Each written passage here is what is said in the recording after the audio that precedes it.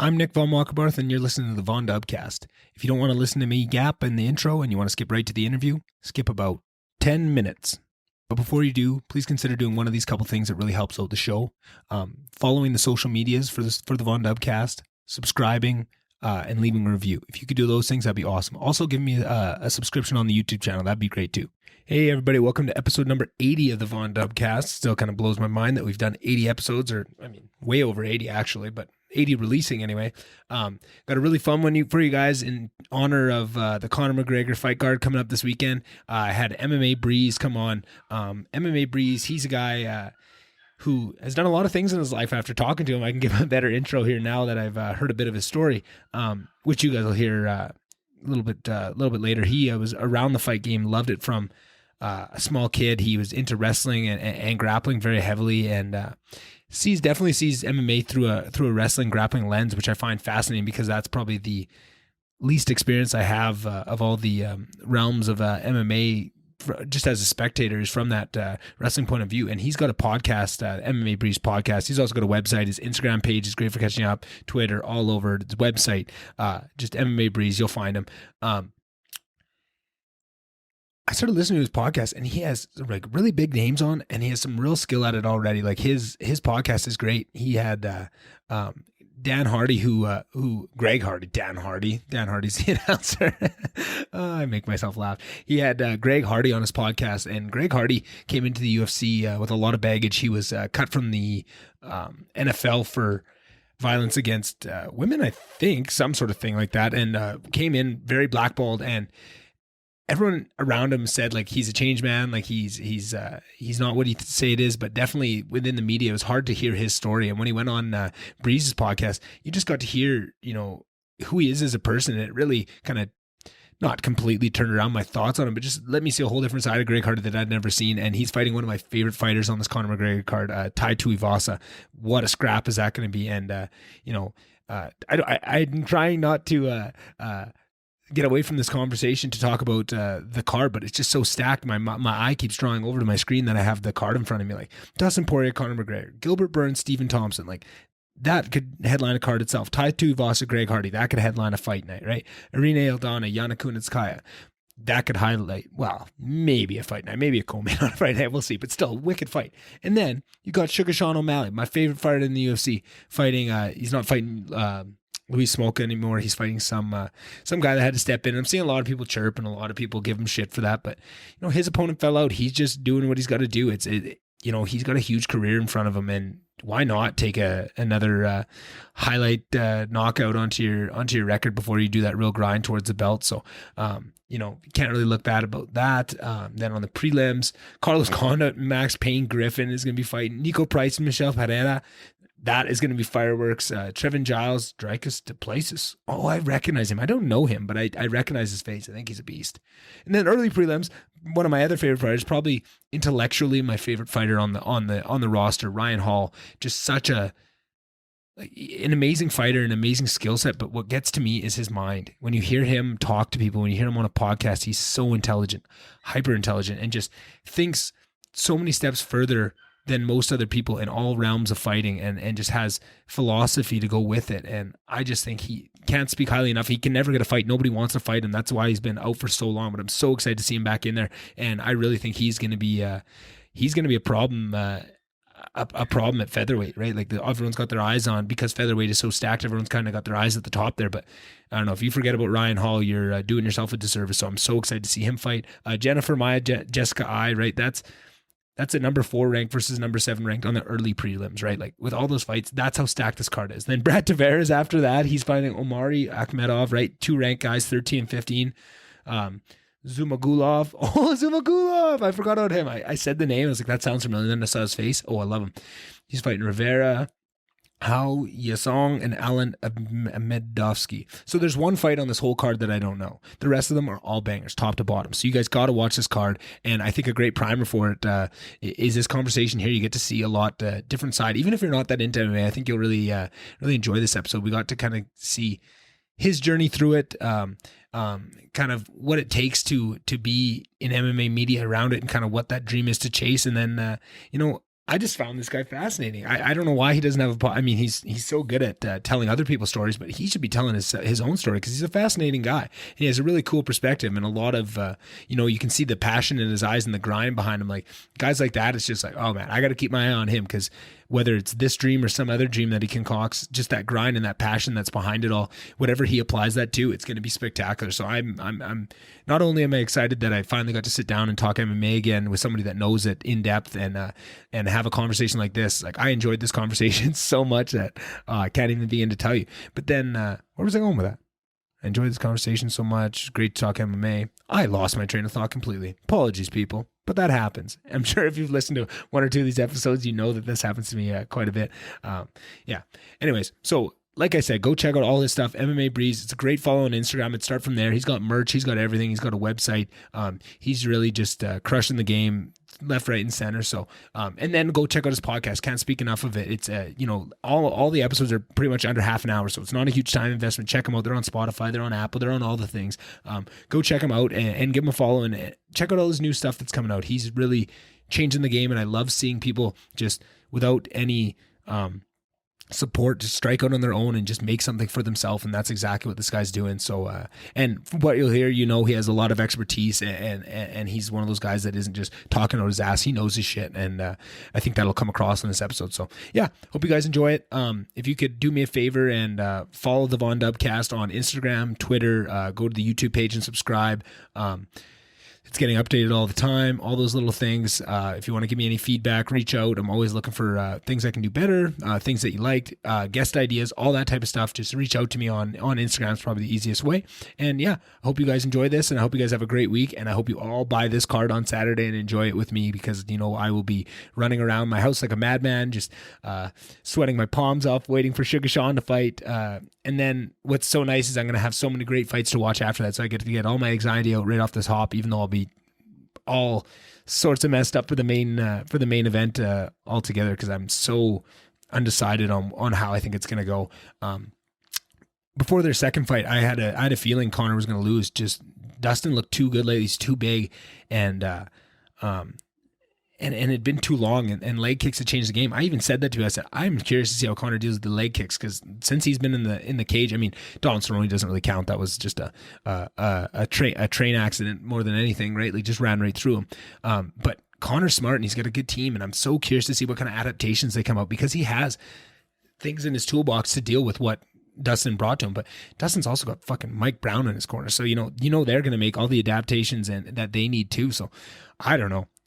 For whatever reason, just like I had that weird feeling in my stomach for Dustin the first time, I kind of have it for Conor this time, which would be awesome to see, the back and forth and just the storylines that come out of it because I don't know. I just love this sport and love the stories behind it and love all the drama and all the things that we get to come into as sports. I just can't recommend it to anybody. I know fighting's not for everybody, but even if you have a slight passion for it, but you don't really know all the fighters, the further you get into it, if you find one podcast, my biggest one I recommend to everybody other than MMA Breez, the second podcast I recommend to everybody, of course, is Ariel Helwani. And he just, holy shit, Ariel Helwani's going back to the MMA Hour. So I wanted this to be a quick intro, but now I have to add a little bit more onto it just before I leave you guys. Okay, so the MMA Hour, it was Ariel Helwani's podcast that he did years ago. He's gone a lot of different places since. He was on ESPN and he just left and he's bringing it back. But the MMA Hour was this long form, like 2 or 3 hours every Monday. It was done live. Callers would call in. And so all the fighters that fought, all the guys that had big wins over the weekend, they all came on Ariel Helwani's show live on Monday morning. It was hectic. There was guys calling in. There was guys fighting. It was the most amazing show I'd ever seen. And then he went to ESPN and they kind of killed it. They made it maximum an hour. They had it all pre-recorded. There was none of the fun and excitement. And I'm just so excited to see what comes back of it because that's what brought me into MMA. Finding that show and just to see, like, I liked fighting and I just loved the sport of it and what went on. But then to get to watch a full card on Saturday and know on Monday you get to see all the fireworks that came from it, all the rivalries, everyone talking about their wins and their losses and what's to come and who should match up next. It was just perfect. I loved it. I look forward to Mondays so much to hear that show and I can't wait for it to come back. So other than MMA Breez, the second best podcast you can listen to if you want to get further down this rabbit hole like me and Breez are ourselves, check that out. That's my little plug for today. Other than that, hope you guys have a great week and I'll see you on the next one.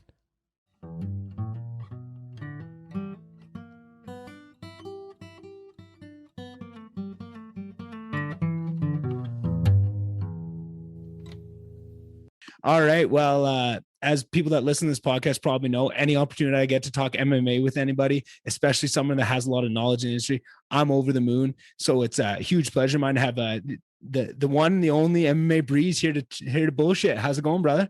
It's going great, man. Thank you for having me. Oh, it's an honor, man. Like I said, I take every opportunity I can to talk MMA. It feels like you know, my whole journey with MMA has been that, because when I liked it as a kid, we couldn't really watch it. My parents hated it, and kind of always had to sneak around listening to it. And it was always kind of something on that edge. So I was kind of was used to taking that opportunity. If somebody showed some interest in it, I would take go all in on it. And now with this podcast, it's just the next evolution of that. So Right on. yeah, I'm curious, just to kind of wind it back to start. How did you get started? I know you wrestled and stuff here in your podcast, and that kind of got you into the scene. But in terms of the actual media side of it, and the journey you're on now, I'm curious where that all started. Yeah, I mean, honestly, I was into MMA before I even wrestled. I was in Oh yeah, Florida. Yeah, South Florida. You get into, you had to defend yourself a little bit where a I little bit. was. Yeah, yeah, So, I got real into just martial arts and fighting in mm-hmm. general. And then I saw on Spike TV, man, I was probably like 8 or 9 years old, and I'm 27 right now. And I was probably 8 or 9. I saw a head kick knockout. Dude started leaking from his head as he dropped like a board. I was hooked. I'll never forget that moment. I can still remember the first time I ever saw a cage fight. And ever since then, I remember my first wrestling practice, I pulled guard. And if you're pulling guard in a wrestling match, you're pinned. So Yeah, it's like, it's counterintuitive to everything I was learning and watching and practicing with my brothers and neighbors and all that good stuff for years. But yeah, wrestling, it was the only thing that I formally trained growing up. And then after I got into like high school, late high school, after high school is when I started formally doing like jujitsu and kickboxing and stuff like that. But yeah. wrestling was my real passion. As far as this goes, man, I went to college for journalism. Oh yeah, Yeah, I did. It was communications, but I took a lot of journalism. yeah. So it was general communications, but I learned AP style, and then I interned while I was in college for the newspaper. So the first time I ever reported on sports and combat sports specifically was my twin brother. My twin brother won a wrestling tournament. It was like a Scottish wrestling tournament on a mountain. And so the newspaper had me go cover these games. And it was like Scottish, like powerlifting and weight tossing and like all sorts of stuff. And so I covered all that. I got the details, but like I can remember the whole story of covering my brother in the wrestling match, because it was just, obviously combat sports is my Yeah. passion, and wrestling specifically, because me and my twin brother, we always wrestled. And I have an older brother. We all grappled, but Mm-hmm. even before we formally trained. But I watched him win the whole tournament, which is freaking awesome. So I got to go Yeah. report on that. I'm writing for the newspaper, getting class credit. No, I'm not even getting paid. I'm just doing it over the summer, really just because I wanted to do it. Mm-hmm. And after that, while I was in college, so this was probably like 6 years ago, I was shooting out emails, LinkedIn, kind of the whole Gary V philosophy where he's like, shoot out messages to everybody, blah, blah, blah, just Yeah. DM, spam everybody. Like I was doing that before I ever heard of even who the hell Gary V was. I Yeah. was shooting out LinkedIn messages, tweets, emails, any form of community. I was flooding all channels of communication to people. And, I had a lot of Fox executives hit me back. I told them, like, I'm an aspiring. You can find an old Twitter account of mine canceled like from years ago. It's Yeah. aspiring MMA journalist. Like I wanted to do this forever ago in college. This is what I wanted to do. And Mm-hmm. I actually got hit back from Megan O'Leary on Twitter, because I tweeted her my LinkedIn Yeah. profile and I said, hey, I'm in MMA. I'm in journalism and I love MMA and I have, works I can send you. I'm an AP literate, Mm-hmm. like give me a chance. And she gave me her personal UFC email, asked me not to share it. I didn't. I sent her some works, some of my articles, and unfortunately never heard back. I followed up, never heard back, but hey, she's busy and I'm just grateful she took the time out of her Yeah. day to hit me back. But then I got offered a job in sales and I just absolutely crushed it in my company. I was the number one sales rep out of like, over 100 people in sports. We were doing sports advertising and marketing Mm-hmm. and hospitality and stuff like that. So I was the number one rep. I was making a ton of money for my age. So I was like, I was just happy with where I was at, And how just old are you at that point? that point, 22 to 25, Mm. so 20, yeah. So I was making, good money. I was traveling, going on sales trips, and it made me lose track of like MMA and Mm. journalism. I mean, I never stopped watching fights. I never Yeah. stopped Yeah. going to the gym and grappling. I never stopped wrestling. But as far as like the whole journalism route went, that got derailed when the money started Hmm. coming from sales. Yeah. And I just love to talk. So it's just like and I love to hustle. I'm a horse. So you combine those two things with a sales job Hmm. and how competitive I am. Growing up wrestling, it's a one-on-one sport. You hear that all the time, but that's really what I loved about it. There was no Yeah. team. But then in 2018, I think it was, I was still working for a sports company, and they were giving me, they had owned a box in MSG, so they gave me sweet tickets to MSG, and I got to see Daniel Cormier defend his title against Derek Lewis, Holy and shit.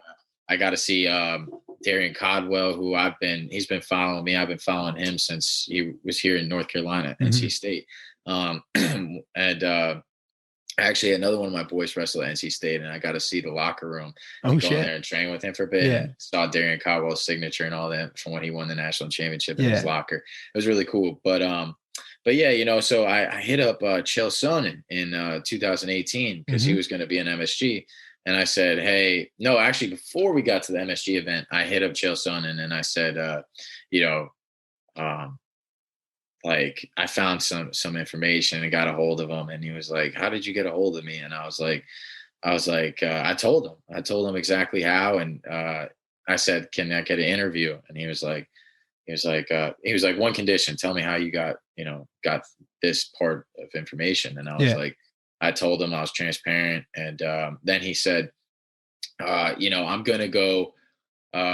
Like we had it scheduled. He's like, okay, I'll call in. I won't video, but I'll call in. I was like, Yeah. I was beyond the moon. So I was I happy. bet. Like I'm about to talk to Chael Sonnen. So I had his book, man. I've been watching Chael. I mean, I was in the trenches from a child to a man Yeah. watching these guys. And so Yeah. like he hits me back, and I'm ecstatic. And so I don't want to push it. I'm like, yo, whenever's good for you, I will Yeah. accommodate. He gives Mhm. me a time and a day. It was Monday. I was like, no problem. He hits me back. He's like, hey, I'm sorry, man. Bellator tournament. This one, he was in Bellator. He's like, came Mhm. up, and an obligation came up, and I have to go do that. And so I was like, no problem. I didn't press him for another time. Yeah. A lot of sales guys, communications Mhm. guys, reporters, I'm like, okay, well, let me get you on the books for another time. Why I Yeah. got you, which is smart because then this happens. So I'm like, okay, I don't push him. I'm like, no problem. I'll get back with you, whatever. And I wait till after his fight. And after his fight, I hit him up and I'm like, hey man, I'm in MSG. I was like, let's talk. Maybe we didn't get that interview back then. Maybe we could do something here, or at least connect. And I noticed my text doesn't go through. And I'm like, what the heck? And I'm very like, I was on the phones 24/7. So I'm Yeah. always skeptical. Is this person shunning me, blocking me? Yeah. Like paranoid almost. And so, but I know certain things that happen with phones because I've spent so much time around him. And I just knew he blocked me basically. I was like, dang, just someone blocked me. Like I was Yeah. so cool. Like I didn't push him. I was so nice. And I kind of just put the whole podcast idea behind me at that point. So I was Yeah. like, I was so excited. I was going to kick it off with Chael. And I was Yeah. kind of gutted, man, when that happened. I was like, I bet. I got a job. I don't even have enough time in the day. And so, I put it behind me for years. And then when the whole Corona thing happened, sports wasn't doing well. The company I worked with had owed me some money. I was doing back and forth with them. And so I was like, man, let me pick this back up. And so I picked it back up, and I got back in touch with Chael and held him accountable. And I was like, hey, man, and to his credit, he was such a chill guy, man. Yeah. A man of his word, man. He said, yeah, let's do it. Let's do it. And not only did he, instead of giving me the call time, he got in the studio for me, man. He got in the studio and we chopped it up. And I told him like I wanted 15 minutes or something like that. He was going to give me a 10-minute call, and it turned into an hour in his studio, face to face, chatting. So that's what kind of guy Chael is, man. A busy guy. You see how many clips he puts up a day. Oh yeah. He's always putting up content. He's busy. He's got a family. So it's like for him to take that much time out of his day for a complete stranger and help me kickstart my dreams and aspirations, and he reaps no benefit from that, it you know, it says something about him. So Yeah. my And hat's off to Joe.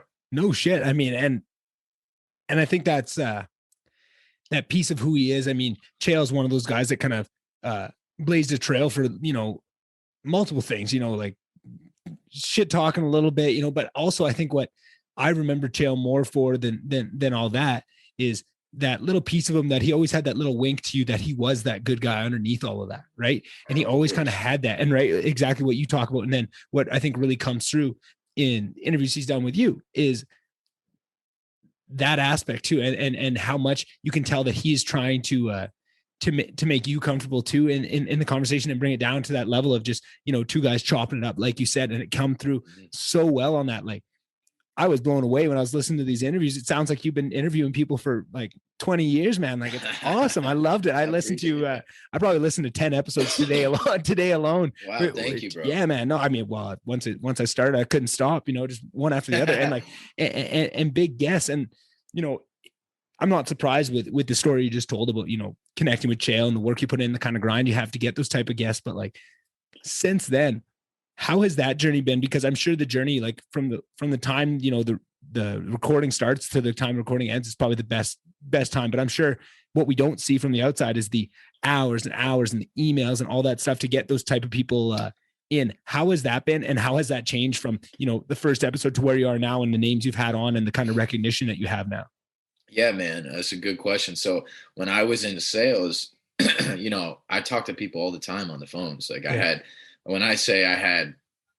would get to work at 7:00 because I was a hard worker. So I'd get there 7:00 Eastern time, and I would work until, depending on the day, but at least 6:00 to like 9:00. Even on Fridays, I'd be in there just hustling, man. Because for me, the more calls I made, the more money I made. So it's like, it became a hobby. It became like an addiction. I was getting paid a base salary, and then the rest is just commission. So it was like, it was such a rewarding hustle for someone like me that's just like, just attack, hustle, go. And so I could just spend as much time or as little time as I wanted. But what happened with all the years and reps of hustling, I learned how to talk to people in their languages. You know, if I call the white collar business, I could talk his language. Construction, I could talk their language. Unions, I could talk their language. So hospitals, colleges, I could talk their language. So it started becoming like, you know, I was, believe it or not, in high school, I couldn't talk for shit. You know, I would get in front of people, and, you know, I remember like people that were around me were embarrassed of me because of the way I like choked on the spot. And so, you know, it was really something that I overcame in college and then through the phones.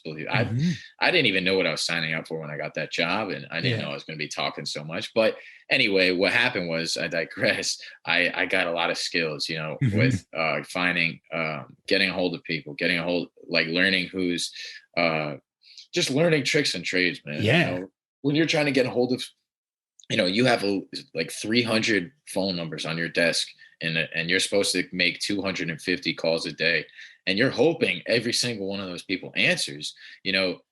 And for me, I'm so competitive. Like, they didn't want to waste time on people that weren't answering. So I, you know, not just phones, like emails, like business information, like, you know, I get information, and then I wouldn't just stumble upon somebody's like contact information. I would dig to use information to find more information. And, you know, it just becomes like that. And it's really like, I don't want to air out my your tips and tricks for sure. But, I'll ask you about those after the podcast. Because it's my niche. But you know, it's just about hustling and bustling, man. Like, just, you know, if you like, and Gary V, you know, he pretty much put it point in case, you know, if you got to have volume. If you don't have volume, you're not gonna land anything. You know, if you're not shooting, you're not gonna score. So it's it's the oldest trick in the book, but the most important trick is to just shoot. Just keep shooting. Spend an hour a day on reaching any outreach. You know what I mean? Spend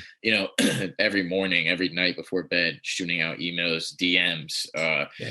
You know, reaching out, finding managers, agents, stuff like that, like be creative with your outreach, like, and find a way to stand out and to sell yourself when you get that chance to reach out. Don't just Yeah. shoot out a shitty message. Mhm. That's your pitch. You got to make it good. You know what I mean?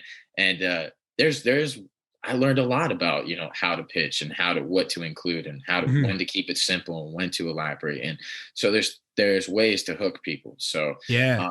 it's making your shots count, but also most importantly, shoot. Making And those shots out there. Yeah. yeah, man, get them out there. And for me, it's really what's changed at the beginning. You saw I had all these big names, Kevin Lee, Chiesa, Mhm. but you don't see like the people that say no, right? So like, or the people that say yes and then don't get back to me, Right. So it's like, right. and I won't air them out, but I've gotten a hold of some big people, managers or directly or whatever, and been bullshitted by managers, given the runaround, the whole dangling the carrot in front of my face for half a year, or straight up, I won't even air him out, even though he was kind of a jerk about it. But one guy, same thing as Cheo, he was like, like I'll do something with you, and then he blocks me on social media and shit. I'm like, what the fuck, man? like, oh, why would you say you're gonna do something? Why don't you just kind of say it with your chest? You're an MMA fighter and say, I don't want to do it, instead of saying yes and then worming out of it. I just find that so, like, first of all, unprofessional, but second of all, just wormy, like what. Like, what is your problem saying it to my face? No, I'd rather that. People who say no, I appreciate it. You respect my time and I respect yours. Yeah. I was talking to Ben Askren around the whole Jake Paul fight time. And we were trying to get something on the books, but he didn't have the time. More so, I was trying to get something on the books, but he was straight up with me. He said, I don't have the time right now. Yeah. So I was like, I appreciate that. And I didn't shoot him I didn't blow him up. I didn't say, hey, can we do something after? I leave it at that. You know what I mean? Yeah. I want to be professional. I want people to trust me. And, I'm not going to say I won't hit him up again in the future one day, but I'm not going to be up his ass, asking for an interview. But yeah, so it's just about networking, communications, hustling, man. That's what got me to where I'm at. For sure. And I think that's the only way. I think, like, that's the only way, if the goals that you have set out in front of you, you want to accomplish them in an expedient set of time. Because like for this podcast, but it's a little bit different because I'm not trying to, like, this isn't an MMA podcast. It's a whatever podcast. I love MMA and I definitely want to go down that route, but I don't need to be, if I don't have an MMA guest on next week, it doesn't make me or break me. So if I shoot a shot out to these MMA guys and lower status MMA guys than you're shooting it at, right? And it's two different ball games there. Definitely, I could do that, and I could, go bang down these doors and just put all this time into. But also, I'm kind of just doing a different path where, if it happens, great, and I'm gonna, take whatever opportunity I can. Anything MMA wise, I'm jumping on it, and I'm having that conversation. I'm trying to build up a rapport with people that I have an understanding of this game, and then I have something to bring, and hoping to build it that way. But I think if you want to actually break into a specific area, especially like journalistically, like what you're doing, especially if you're going to be doing interviews, not just podcasts, but like, interviews and in-camp shit, like, you need to do that. You need to grind, and you need to insert yourself into those circles, or you're never going to break in on the outside. You need to, force your way. Right. Like, I love that. I think that's awesome, man. Like, and what I got to say about that, man, that's a great point, because so many people are scared, like I say I'm respectful, but I'm also assertive and bold, I don't care if someone gets offended that I hit them up. I don't care if someone gets offended that I shot them 5 messages in a row because they read my last one and didn't hit me back,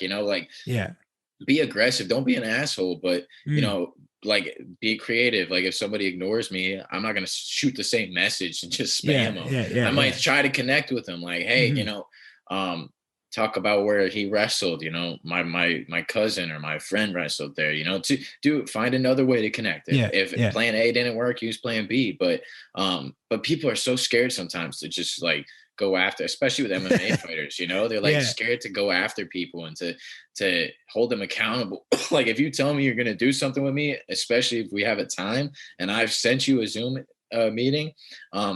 You know, maybe I'm a little arrogant, but I respect my time just as much as I respect everybody else's. You know, Right. I have a real life. Yeah. I got family. You know, like Yeah. I don't have a family like that. Like I'm only 27, but you Mhm. know, I got relationships that need nourishment. I got a career that's actually paying me aside Mhm. from me doing my hustle and promoting these fighters. Like I know Yeah. some of them don't need me. Some of it's more for me than them, obviously, like Chael. But Mhm. you know, I try to cover like, you know, I've been working a lot with all sorts of people. Like Yeah. it doesn't matter, you know, what level you're at. You know, I'm not just because also I love the sport, right? Like, Yeah. and I just love talking shop. So, Mhm. Mhm. but you know, I also I feel bad for some of these like young like journalists that you know, they don't appreciate their own time or their own worth Mm. as much, you know, like Yeah. appreciate yourself, appreciate what you're doing. Like without media, there is no sports, you know what I Right. mean? Without Right. media, there's Yeah. nothing. So it's like, you know, Mhm. appreciate what you're bringing to the table and believe in yourself that you're bringing unique content, you know, Yeah. that Yeah. you're not just another bobblehead, you know, and Mhm. you're asking good questions and you worked hard for this. And, you Yeah. know, I want to see the people believe in themselves too, man. For sure. And it's funny you bring all that up because I find like you're almost describing me perfectly. Like I am that guy. I'm scared. I'm scared of that, but I'm scared of it. That's definitely one reason I need to keep myself in check because I know that. And I know that the scariest part of this whole endeavor, like you say, once the things start recording, all the fear goes, it's just enjoyable, regardless who it is, Right. big, small, right? Like you enjoy it. But you know, that rejection is scary. And I know for myself, like I definitely probably should be reaching out to some people that I'm not. And I know it's just fear, right? But then there's also this piece of me of I have maybe almost too much of that other thing you talked about where I am so overconfident in what I have to bring and how unique my outlook is and how good I can do, right? Good. Within MMA, but in everything, right? Like I feel like overall I have a real talent for this and I'm bringing that. But then that also holds me back because now I value it so much that I don't want to even waste time like chasing after guys. I have this complex in my head where like I'm so confident in what this is going to be. I can't bring myself down to like to grovel or to to send 10 messages in a row just like begging people to be on. So I take a different tack. Every shot I shoot is extremely personal, right? It's coming from the Great. heart. It's what I want it from. And then I don't push. I'm Canadian as well, right? I'm so polite. I have a real struggle with this of being assertive and not Yeah. bugging people because I don't want to bug them, right? Like I'd be over the moon if somebody came on, but I'm not going to fucking throw a fit if not. But what I think of it is too, is I'm so confident where it's going to be, maybe 5 years from now, that shot I sent out to, Sugar Sean, like one of my favorites, right? Like eventually he'll go back and see that and see, the things I posted and promo of him and stuff. And it's going to come back to that once I'm at a size and then the stars will align and will make it happen. And I didn't have to do any bagging, anything like that of just trusting in myself where I get to. Like, and every time I shoot a shot with someone, I always finish it with, and if I'm not big enough or this is the wrong time, I know I'm going to be there one day. So just let me know when I'm there and we'll make it happen. Right. Like that's the mindset I'm going to. That's why the no's, the no's are scary and they hurt, like I said earlier, but also Yeah. you can, the way you view those no's, if you view it as, oh, this is just no for now, because eventually I'm going to get bigger than you and you're going to be happy to come on. Right. Like that's the way I'm thinking of it. It might be a huge favor right now if Sugar Sean came on my podcast. That'd be a favor to me, just like you talked about, right? Like maybe you frame Chael, but eventually if I'm doing my job right, I want to change it so that eventually it's the opposite. And I never have to, there'll be nobody in the world that it would be a favor to me for them to come on. It'd be the opposite. But I know at this point, you know what I'm saying? Like, I feel like that is Absolutely. And it's like a push pull, right? Because you have 100%. to, you know, right? You have to be able to get these guys to someone's got to help you when you're first starting out. Yeah. Yeah. Like someone's got to help us so we can give us a chance. Otherwise it's going to be a really slow process. Like Yeah. I'm 27 going on 28, Same. excuse me, this summer. So I'll you know, I don't have time. I'm not coming out of college and I don't plan to write for my local newspaper Yeah. anymore. I Yeah. don't like I got one dream. I'm going balls to the wall, man. Yeah. Fuck yeah, man. You know what I'm saying? Like Love it. it's and the thing is like to do it like you got to have a strategy and you know, you got to know 100%. I personally could educate myself more on some of the other channels. You know, there's not enough time in the day, but like, you know, I got really good with Instagram and working their engagement and just everything. There's so many strategies and just Instagram that that's what has really been my biggest Bread and butter. project. Yeah, it's Yeah. just the Instagram and you know all the videos go through that on my YouTube and then my Spotify. But but these guys help you, and then you one day, like you said, you will be in that place where you're helping guys of their magnitude in the future, when you're like, Yeah. you have a platform, that's something. But yes, keep that confidence, bro. Believe Yeah. in yourself, Yeah. and don't sell yourself short though, man. Like, Yeah. if these guys are like, big, like Sean O'Malley, like, everybody needs somebody to give them a shot in life, Yeah. and Yeah. and Yeah. they can relate across verticals. Even Sean O'Malley, you need someone to give you a fight. You need someone to give you someone to fight you, someone For to step sure. up to Yeah. you. You Yeah. need somebody to get. It always takes two to tango. So 100%. I feel like what goes around comes around, man, and paying it forward. And so I know a lot of these MMA guys are good guys, man. Like, it's Yeah. crazy. Like, I talk about, I have gotten rejected a lot, but in sales, I learned water off a duck's back, man. You just Yeah. got to Yeah. keep moving. Like, Uh-huh. it's sometimes they do stink. Some sting more than others, Yeah. especially the ones that like You get leech close on to, them or a yeah, little I bit, you know know what I that. mean? So, Oh, yes. But yeah, man, and you just got to keep trucking. But they but yeah, so the MMA scene is great, man. Like, a lot of hmm them just love to chop it up and love to come on and talk, man. Like, I could tell you, I could name a dozen off the top of my head that were just so overwhelmingly friendly, and just hmm and something my grandpa always taught me, like, when you talk about building a platform or a business, it hmm takes money to make money. It does it. And so, like, you got to spend a little bit of money in branding yourself, hmm and in some of your strategies, and then find ways to make money even early on. I was just talking to Bruce Buffer on one of my episodes, I heard and that. Yeah. yeah, and you heard he talked about, when he was talking about Millions Co. hmm It's never too early to start making merch. You know what I mean? 100%. Like, Yeah. even I only have, like, I'm under 5,000 followers, but I'm selling merch, Yeah. like people support me, like people I never met, and Yeah. there's 5,000 people following you. You get a Yeah. couple bites, somebody, you make a little money, and it'll help you put more money back into your craft, For because sure. For like, sure. I spend all my own money on my craft. Like, I don't hmm make, I'm losing money on this right Oh, tell me, I know exactly what. I just did a spreadsheet on Friday last week of all the money I spent on this podcast, now. and it Yeah. almost make you sick, right? Like, to think Yeah, about it. yeah, Yeah. no doubt, no Yeah. doubt. But it's just believing in the vision, man. You believe 100%. in yourself, that's all you need, man. You don't Yeah. need Yeah. anybody else's affirmation. You know what's there, and just keep trucking, man. Yeah. That's what it's all about. And I think it makes it so much sweeter too, because like I was really, in my head of what I thought about, these certain domains that I know I'm going to go down with the podcast, right? And I love the freedom to go down whatever I want, whatever interests me that day. But stuff like MMA or like hockey or one of those things that I'm really passionate about, I know I'm going to go down those routes. And I thought that would be the easier ones. I thought it'd be, the harder ones would be maybe like the scientists and that kind of, like, how do you break into that? There's been a pretty a set stage for MMA and how to break in MMA media, right? Which I think is also really cool. And MMA is a cool proving ground for what MMA or what media around sports can be in every domain. Cause I think MMA does it the best and it's not even close. But I kind of thought, MMA is going to be pretty easy to break into. I know so many of the fighters so deeply, like I've got so much of I have something to give to them. And it was tough to break into, like lots of guys I asked, just couldn't make it work, was trying to get local guys. Like, it was just hard to get a hold of them. Even, smaller fighters that you'd think it'd be pretty easy to get on and they'd be itching to promote themselves is a little tough. But then Yeah. you have that moment and, like just on a whim, I reached out to John Morgan and was like, hey, like, think you come on. And he was so nice. And he came on, I he gave me saw an hour. that. I It saw was, that. and I was like, You guys chatted for a minute too. I oh man, watched. well Yeah. that's my thing. Like I do long form interviews, right? Like to get an hour. If a guy's got an hour, I'll take an hour. But like I feel like where I really shine is 2 hours, 3 hours, where I can really get into into depth with people and really chopping it up. yeah, and go in and out of these things. And that was so cool to me though, like to have all that struggle of not getting, and then when you do break through and you have a moment like that with a guy that like John Morgan, you hear him, after that feeling of having him on, and then now every event after that, you get to hear him ask the first question, but the pre-fight conference, the first question at the poster conference, like, I know that guy. Like I've chatted with him, like just what a cool experience that was and what I got out of it.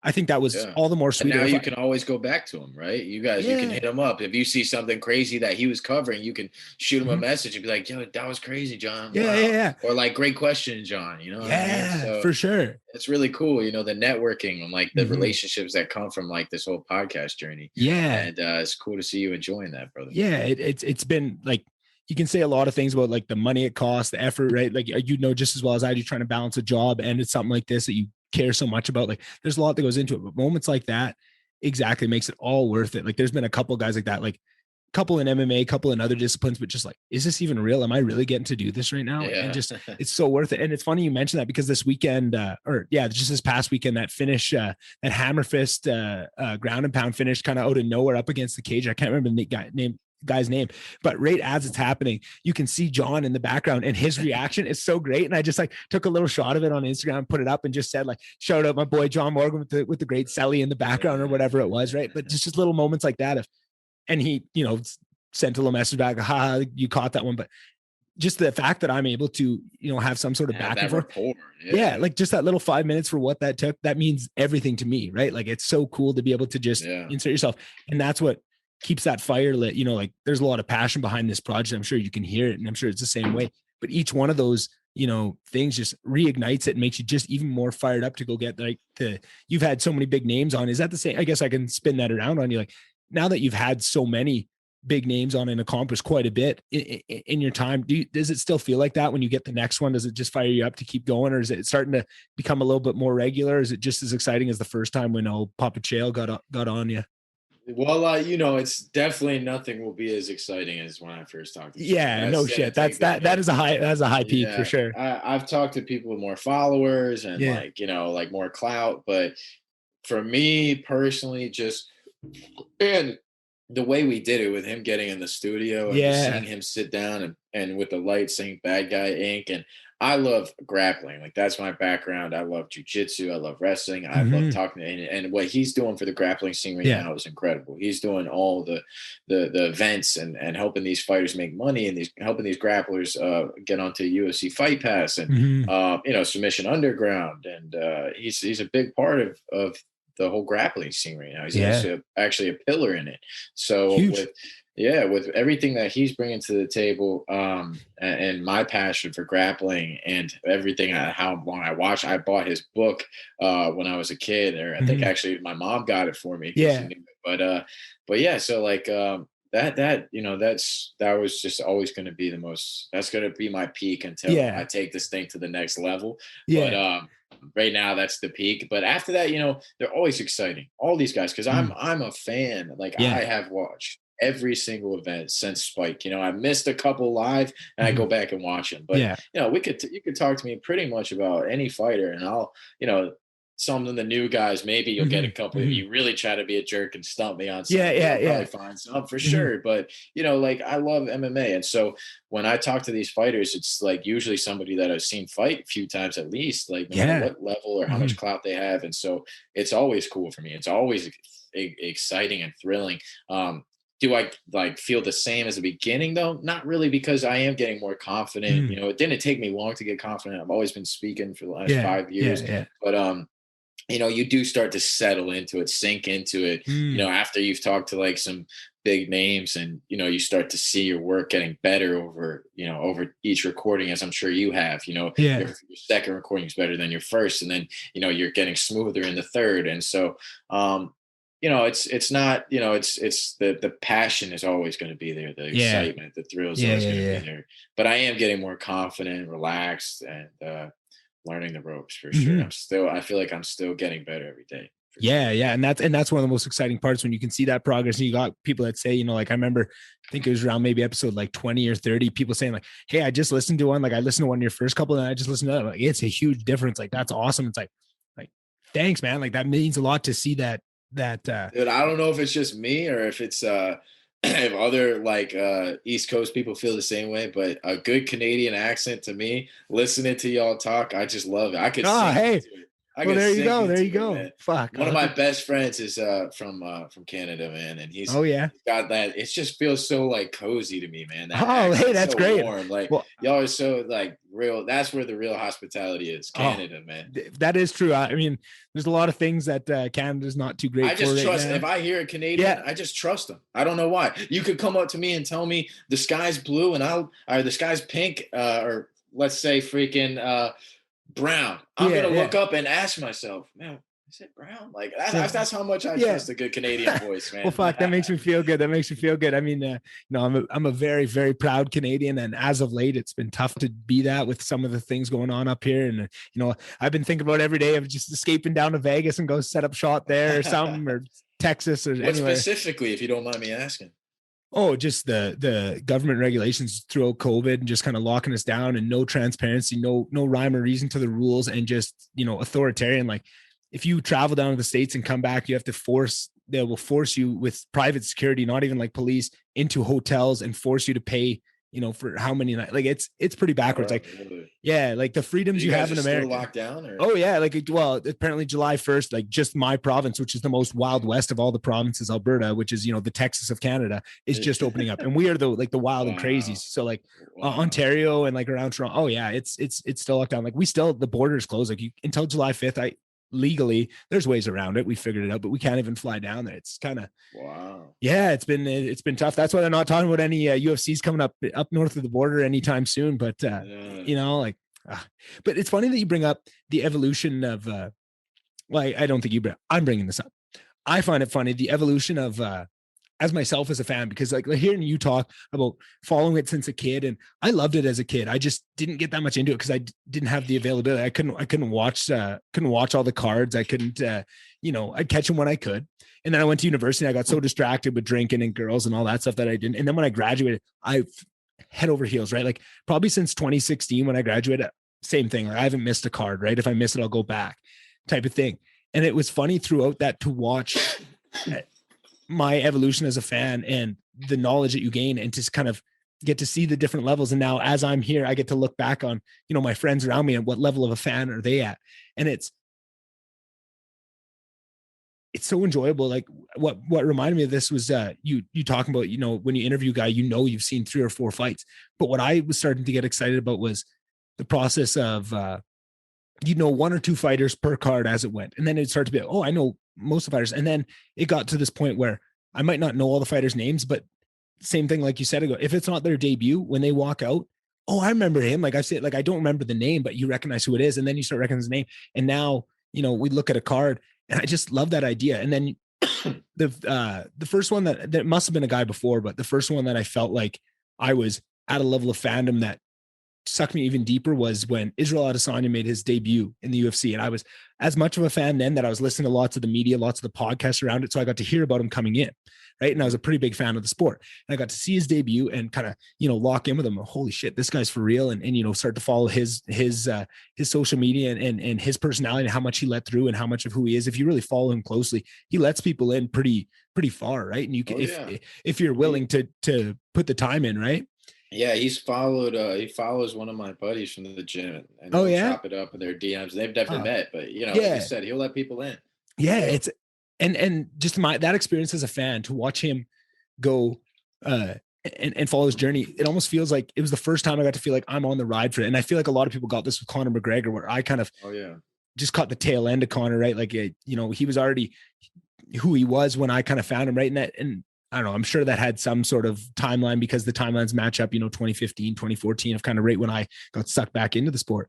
But I just find so cool, so cool to be able to follow somebody. And what I've never experienced as a fan of all these other sports, hockey, football, all this stuff, I'd never had a feeling like that. Like, following a team is one thing, but following an individual that their hopes and their dreams and what drives them and like that was the feeling I get now. And I have this for tons of fighters now, but Izzy was kind of the first one. When he fights, like, I am sweating, like hyperventilating, like hands like full. Let me put it this way, like that's such a great point in like why I love MMA. Like, I'm a New York sports fan. I love Giants, Knicks, Rangers, Yankees. Mm-hmm. So when there's a close game, or let's say a conference final or a Super Bowl, and it's close, right? Or it's just a big game, and you're like sweating, shaking, biting your nails, like fidgeting, like that comes in those big games or those big moments in those sports. When I flip on the fights, I'm like that all night. I'm all week building up to it. I'm sweating. Yeah, it's like, and when it really comes on, like when they open the cage, I'm damn near in a blanket, huddled up. If I really like that person, oh, like hands are in the hoodie, man. Like, So it's a crazy sport, man. And like watching for me, watching like it grow, like from. Like like I said, I turned it on Spike TV when you could catch Anderson Silva for free. Like I watched Anderson Silva come up, and everybody talking about this guy from Brazil. He's a knockout specialist. He's crazy. Like, and I'm freaking 9 years old. I don't even understand half this. And I just get into the street fights with my friends who we play football again the next day. And then with them, like I'm watching like everyone talking about Anderson Silva, then I'm watching him get the belt. And then, you start to get these contracts. They go from Spike to Fox, and then from Fox to ESPN. But I remember as Conor came, I same thing. Like I was really around the media and around everything going on, and I heard about Conor McGregor before he was in the UFC, and I knew he was on the radar to come to the UFC. Yeah. When he came to UFC, I enjoyed him, man. I really did. The way he talked, the way he fought, it was freaking awesome. It was entertainment, and it was just following the footsteps of those Nick Diaz's and Chael Sonnen's and those charismatic, like bad guy attitude. And but Conor Josh had Koscheck. Koscheck, great. Yeah. Love Koscheck. I know everyone in real life hates him. Maybe if I got to know him, but from here, as a spectator, he's great. If you're a Canadian, Josh Koscheck holds a special place as a villain in MMA because of his run-ins with GSP and who GSP is up here. Koscheck still, if you ask people, and I feel like 90% of people up here wouldn't even know his name, but if you said, "Oh, that curly-headed blonde fucker," oh yeah, that guy. Yeah. From that, they had a great back and forth. Tough season too. But yeah, man. And then I watched when Conor came in, I was really enjoying it because like he could talk that smack, but he also had a charm to him and a wit where it wasn't just like, F you, like, or it wasn't just like, I'm the best, I'm going to beat your ass. Like, it was like, he just so witty and, but also like charming. And then, the bigger he got, it was all like, I remember like when I first started watching the sport, and it was on Spike TV, I couldn't go out in public and talk about the UFC because I was embarrassed. I saw everybody, to be honest, they were wearing Tap Out and Harley Davidson, and it was like a biker crowd. And I was like, I don't want to be associated with that. Like, so I never talked about MMA with my friends. I just watched it like I had like a guilty pleasure. Same here, man. That's for the exact same reason. Yeah. And then so after that, like as it started to become accepted as like a real sport, I remember like my dad's friends would come over and they'd be like, "This is so barbaric," This is just people jumping, beating each other down, and they were boxers, so of course that's what they thought. But I always knew it from a young age. They're bringing in a karate guy against a wrestler. Who's going to win? Like, that's what the beauty of the Ultimate Fighting Championship was, is you have all these different backgrounds that think they're the best, and they're all competing. So when I got into it, I didn't want to talk about it. And then it started to become accepted. And it was like, be careful what you wish for, because I wanted everyone to accept martial arts. I didn't want it to be looked at as like this barbaric, like nonsense. Then they get the Fox contract and Conor starts blowing up. And then every Tom, Dick, and Harry loves Conor. The girls at school love Conor. And I'm like, now I'm getting mad. I'm like, you don't even know Conor. I'm like, I've been watching this for 10 years. And then you guys, you just like his accent, but fair play to him because he captivated the whole world, MMA audiences and just audiences in general. People who didn't care about MMA crossed over to the mainstream. And I can't tell you how many people I know personally that started watching MMA around Conor McGregor. For sure. He definitely took that sport up to the next level and then some. So I was there from the jump, man. From TV to that, I can tell you, like, he took that shit to the next level. And what I loved, and I feel like a lot of people have a lot of things to say about Conor, but I think especially at the start, what was so awesome from him was, you usually see guys develop this, but the way Conor did everything was true. Gonna sound a little funny, but here's what I mean, right? Like when Conor McGregor would insult people, it was an insult from Conor McGregor. It had his Conor McGregor, right? When he was witty and charming, it was very much his brand. He had something inside of him that was very true and very unique and he had figured out and was just letting everybody else have a piece of it.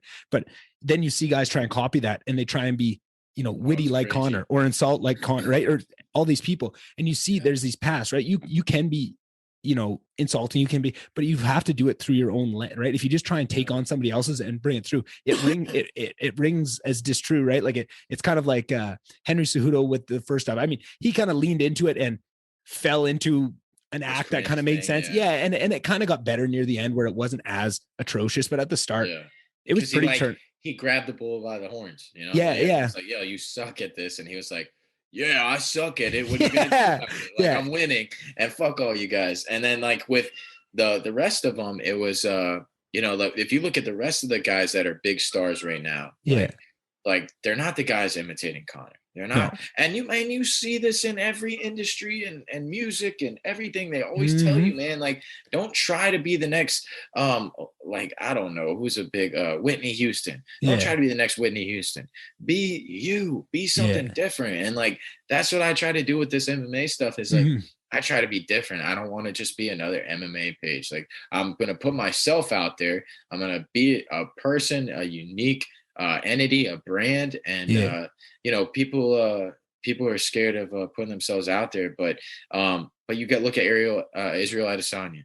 He's huge, man. And what is he? Mm-hmm. He's kind of a nerd. He's Yeah. an anime guy. He's Yeah. like, he's a crumper. He likes dancing. Like Yeah. he's got these. He shows his true personality. Mm-hmm. Mm-hmm. Like you said earlier, puts himself out there, Yeah. and people love that. They're like, oh man. Like I personally, another thing I was embarrassed of when I was younger. I watched anime. I would go to the comic store with my siblings and we would get the anime in Japanese before it came out in English. So and I would watch the subtitles.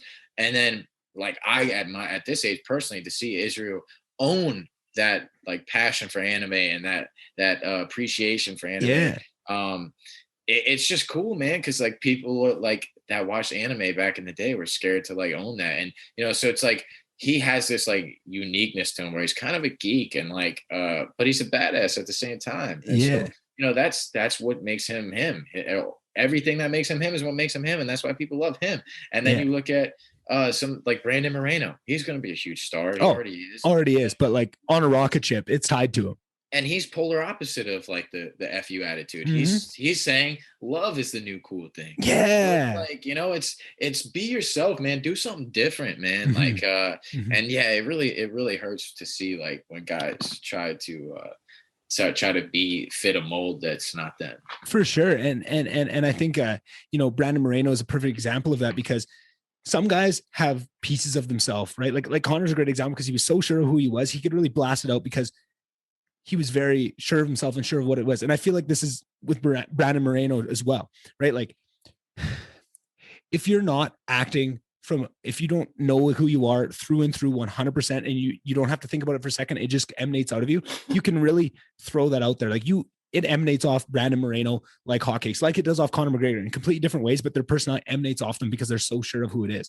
But if you're trying to take time of putting on a little bit of a persona, maybe it's 90% who you are, but there's 10%, it doesn't come through naturally and you have to be thinking about it a little bit. So it can't come through. It can't emanate off you like it does off some of these guys, right? Like I think I'm trying to think of a good example I don't want everyone to insult anybody in the fight game, right? So it's tough to say, but I want to even say like Kamaru Usman because I love his personality and who he is. I love Kamaru and I've loved him for a long time. And I've loved him from listening to him on podcasts, but even still to this day, in certain media settings, he has a bit of himself, but he also puts on a little bit of this thing that maybe you need that. And I think you can never question fighters because every fighter needs some different mix of all the things that go into stepping into that cage to be at their best self, right? And some guys need a little bit of a persona, right? Like that, and there's nothing wrong with that. But and what I'll say about Usman, I'm sorry to interrupt. No, give her, man. Just wanted to add on that before we left that. Like Usman, I do think he's real. I think like if 100%. You roll up on him and you pull up on him the wrong way, I think he will. 100%. But and that comes out. I think he just has a hard way of expressing himself where he does fall suit to like these personal, like these popular personalities. Like there's, maybe coincidence, I'll give him the benefit of the doubt, but there's been like little montages coming out where it's with like Connor side by side. I've seen that. Like regurgitating almost the same lines, like I said, I'll give him benefit of the doubt. Maybe just coincidence and they're similar. 100%. Yeah. But right. But it's like, I don't know, man. I just I almost pity people when they feel like they have to fit this mold. It's like, man, just be you, man. Like, don't And I think specifically with Usman, I think it's my diagnosis. If I'm going to put on my Sigmund Freud hat and try and see what's going on, I agree with you. I think he is that dude, and I think he knows that deep down. I'm a bad man, and it comes out right. I think right after like his post-fight celebrations, you always see that dark side of him. That's inside him. But I think he also has a really bright side. He's a really loving guy, and he has a lot of Brandon Moreno in him. But I think he's so scared that people are going to discount the dark side of him because he has that light in him that he has to almost really always be reminded, no, I'm a bad guy. Don't forget this, but you can be both, right? It's like, yeah, it's like almost the inverted John Jones thing where John Jones was trying so hard to be the good guy. Yeah. But it's really like, dude, just be the bad guy. And I love John Jones. You know, yeah, I mean, he's been that guy since I was a little kid that like I followed him. I've never missed a John Jones fight. Like through all that time of where I was up and down as a fan, I never missed him. Right, like he was always that guy. His first when he was fighting for the title for Shogun. That day he got somebody got their purse stolen. Before his fight. He chased them down. Like 2 blocks or something. Yeah. And I was born in New York, so there's all these things I'm relating to about wrestling. And I was just like, I loved them. But the thing is, man, like with Usman, as somebody who wrestled and has been in the wrestling community, I tell you, it's a very disciplined and structured community, man. Like for sure, it's a no nonsense community, man. Like you do anything, your grades slip up, you get caught in a fight outside of school. I didn't even get caught in a fight outside of school. My twin brother got caught in a fight outside of school, and me and him both got suspended from the wrestling team, and I missed a whole tournament, a tri meet. And the kid that stepped up from JV like went undefeated at the meet, and I was like, man, come on, you know, that's 3 W's off my record that season. You know, that's what that told me. And so I was mad, but like that's how disciplined my coach was. He was a former Olympic qualifier, just like Ben Askren. His name is Sean Finkbeiner. He wrestled at Penn State, just where all the greats wrestle right now. You know, Bo and Nickel, David Taylor, Bubba Jenkins wrestled there before he got his title in Arizona.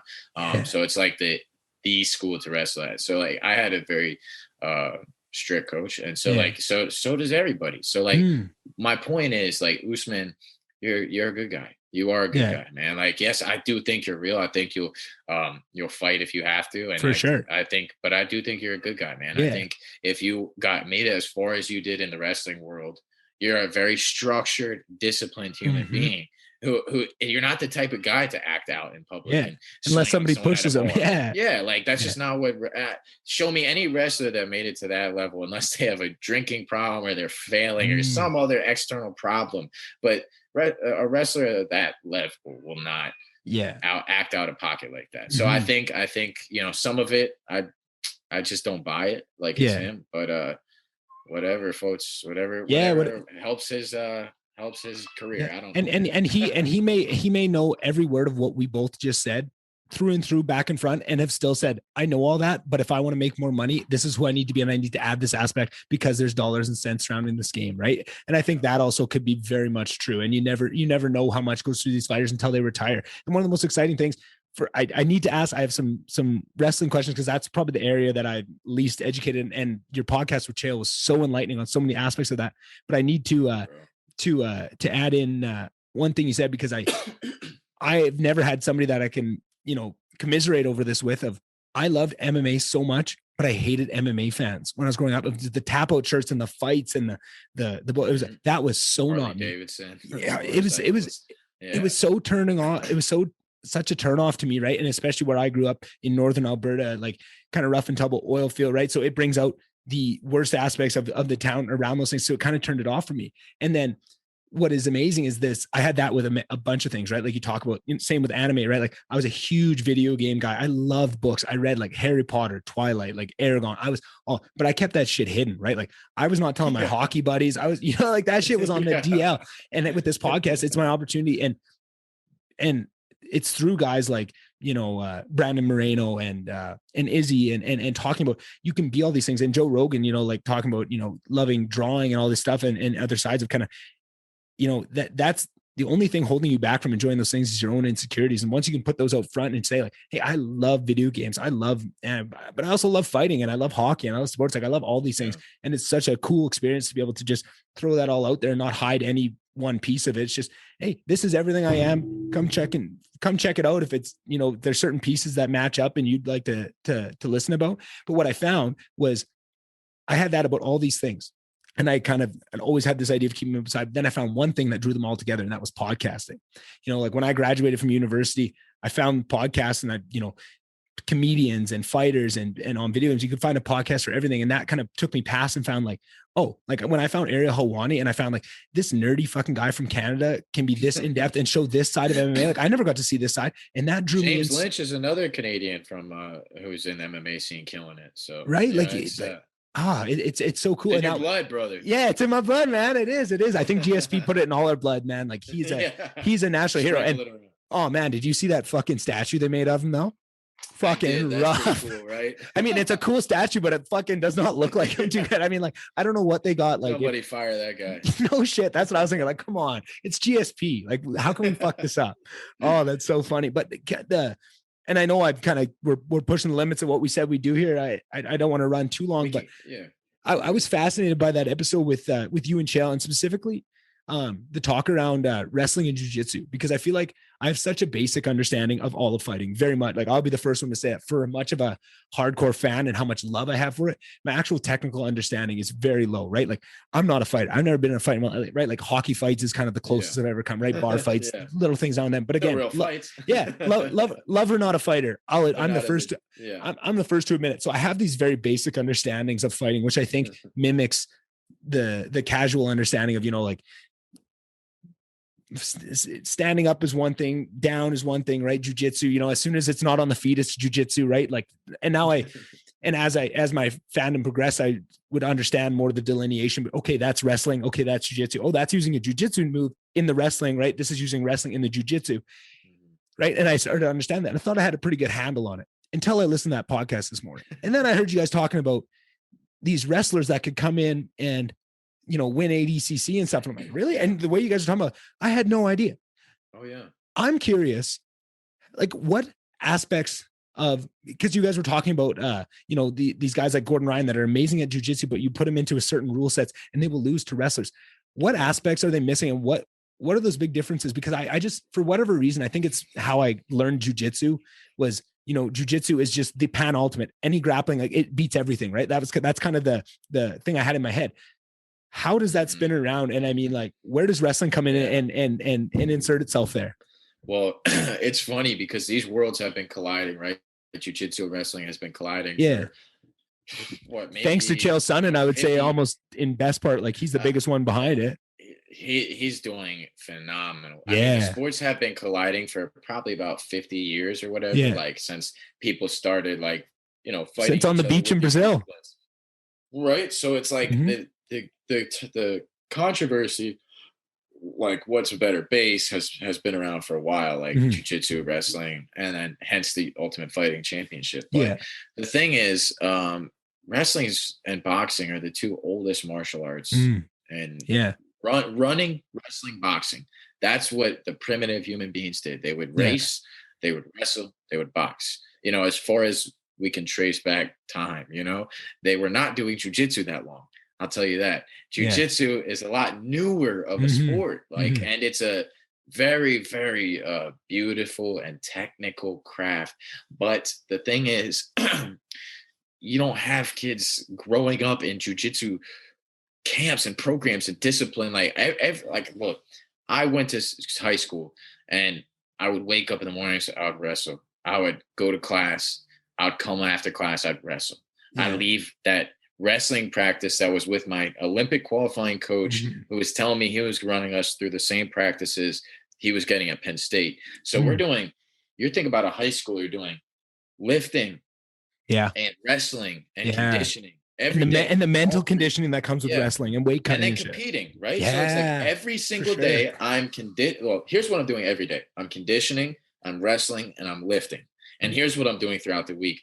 All that and competing on top of it. So it's like you do all that from a young age. Competition is there's no substitute for competition either. You learn how to compete, man. It's just like everything else. You get better at it. For sure. You get better at bending the rules like an artist, being cognitive of time, being like all these things, like knowing your gas tank like pace, right? That's huge. Like knowing like doing your homework on your opponents, like stuff like that. Like it's been done and refined for so long in wrestling. And so there's that, right? There's the aspect that it's been around for so much longer. It's been refined for so much longer. But here's what wrestlers are just better than jiu-jitsu guys. And I don't care what anybody says, any sport level, black belt, Olympic champion, whatever you want to say, wrestlers have the hips, man. Wrestlers have the hips. I've heard that before. You know, these guys, like when you're like at a young age and your hands are behind your head and you're learning to shoot and cut the corner with your head and hips, and you're always doing these drills, like I'm spinning on this guy's back with just my chest and my nose and I'm working my hips and cutting and changing directions, and then I'm working sweeps from a young age, and the way you sweep in wrestling is different, man. You're not you're not tugging this guy to create space to roll, like it's a different type of physics, and so it's like it's more explosive. That's why I was watching Michael Chandler when he just fought. Yeah, that's actually who I was going to bring up. That's hilarious that you said that. When you said the hips, I always think of him when I think of hips, like those videos of him in, I think it's Kamaru, like spar wrestling. Yeah, them scrambling like that. Flow, that's flowing, man. Like you won't see. I mean, you'll see a good jiu-jitsu guy do that, but it won't look like that. Yeah, like wrestlers, the way they shoot, the way they roll, the way they sprawl, the way they bridge, like it's different. Like I had to bridge, I had to hold bridges, flip from my neck to my front to my back. Like I had to work my neck bridges like no other. I had to the type of training that we did was different, man. I didn't even wrestle in college, so I would train with my buddies who were wrestling, and I'd been through practices and been through camps, but man, I just don't think jiu-jitsu is as far along as wrestling, or they're also just not learning. It's different moves, different things. They're drilling different things. You put a NCAA champion into jiu-jitsu for 1 year, and full time 1 year, he will go place in ADCC. It's just because like the knowledge of manipulating bodies almost is just so. It's like the only thing a wrestler needs to do to be very good, to contend with very good jiu-jitsu guys, is learn the basics, man. Just learn basic submission defense. In my opinion, if you learn if you're at that level, not basic, but you want to have good submission defense. And other than that, like these guys are going to get takedowns. They're going to sweep. As far as the point system goes, they're going to get the better positions. Right. And I think that's where I don't even have the understanding of the point systems of jiu-jitsu. Like, so I don't even understand how that would. And it varies depending on competitions. And so like I went and competed one of my first jiu-jitsu competition a few years back. I was going and I was just going, and I was on my own. I trained at one gym and then another gym. I wasn't really loyal to any gym at that point. I just trained in my garage. I got mats and been training my whole life. So I was like, I'm just going to go. And I just went like totally out of shape. And like, I wrestled at 152 in high school, and I went to this tournament at 190. When really I probably belong like 175, 180. But I was at this tournament, and I went up 14-0, and it's all wrestling, man. It's like I'm getting takedowns, I'm going to side controls, another 4 points if you get position. So I'm getting all these position points, but then I start to realize like I'm not picking up my head, right? That was a very significant part of that match. And when you're not picking up your head, like if a guy holds onto my head, even if I circle around, at least that's how it was at my tournament, which was a new breed tournament. If you don't pick your head up, then you don't get the points. And so for me, like as a wrestler, you just keep your head down. And unless you're taking shots, it's eyes to the sky. Like if I shoot, I'm not putting my head down. Like I'm not a football player. I'm putting my head into your chest, or I'm looking up and around the corner. But I never look down on a shot. But like I'm always trying to use my head for pressure, really. That's why my head was down. And the guy's like holding it, but he's not getting anything off. And so it didn't. I lost by 1 point in the finals because of that, as I didn't know that you had to pick your head up. But so it's like, but like any guy, and these guys, the guys I'm competing with, are training, loyal to a gym every day and everything. And really, what got me through it was just wrestling, man. I did some Greco in high school, and I was just body locking people, taking them down position. I did get a couple finishes, but like I was It was just wrestling, man. It's just Yeah, wrestling. And that like makes sense. wrestlers, I feel like I'm not doing a great job articulating it, but Yeah, like no, I think wrestlers you will be able to pass. They'll be able to mhm, take you down. mhm. They'll be able to pass. Like Nicky Rod, man, he's been doing jujitsu for I think maybe 2-3 years now. But even at his after like less than a year, he was Mhm. taking down like world class jujitsu guys and passing their guard. And just one of his last competitions, he put on a clinic of how to pass, body lock passing, and Mhm. it's that same gable grip where it's like a wrestler who's like it's like Greco. It's like I squeeze you in, but he's using that on the floor to paralyze their body and pass basically Yeah, like with pressure. yeah. And also it's the misdirection of wrestling. Wrestling, Mm, you work a lot of misdirection, and that's where the hips come in, going this way and that way, feinting yeah, this way, being 3 steps ahead. I'm going to make you step off to that side, and then I'm going to do this, you're going to react, go back that way, and then yeah, I'm going to hit you with this. You know what I'm saying? yeah, So it's like a yeah. lot of chain wrestling. You learn all these things in wrestling that I just feel like it can't be replicated Mhm. in a jujitsu gym. So Yeah, yeah, and yeah, I have so many things there to I've go been off of that, rambling. right? No, but that's awesome. I have a bunch more questions actually off of that, but like definitely you can see that, and I think you started that off perfectly by highlighting the difference in the ages of them and how uh like prof- so professional is the wrong word. Structured is the word that I need, right? Yeah. Like, so I'm curious if you think if you took the actual skill sets of wrestling, if there was collegiate jujitsu, like just say we lived in another world, right? Somehow jujitsu came up 300 years earlier and we've been doing it for longer and it's part of the ingrained system. And there's some sort of discipline where guys are lifting, doing jujitsu, competing all the time. It is structured and you get that same mental fortitude. And if they treat it like if there was, if every wrestling room in America had a jujitsu room that took those same dynamics and then you put them, do you think that would even the playing field? And you think that would I think it would be fantastic for jujitsu. I think right, it would definitely make them be able to hold their grounds a lot better against these right. decorated But do you wrestlers think wrestling still beats it at the end?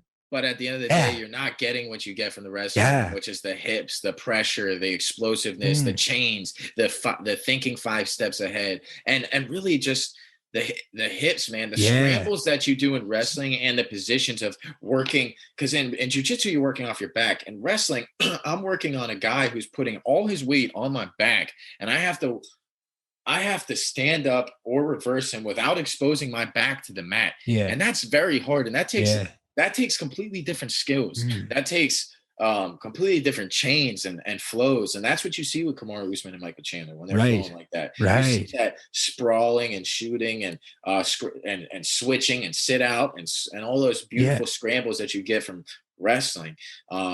And that's I do think jujitsu as it goes on will start to look For better sure. because of that. Yeah. Because like I said, there isn't that formality right now. Hmm. And then you Hmm. look at the Ryan brothers, you look at Gordon Ryan and his little brother, And that's and probably the closest that they have, right? What they're doing over in Puerto Rico right now is the closest just thing in full jujitsu. time. Yeah. Full Right, time all the time. exactly. Right. And you And see even when they the, were in New York City, the Ryan brothers had a huge reputation for living in the gym. They yeah. were always there. And Yeah.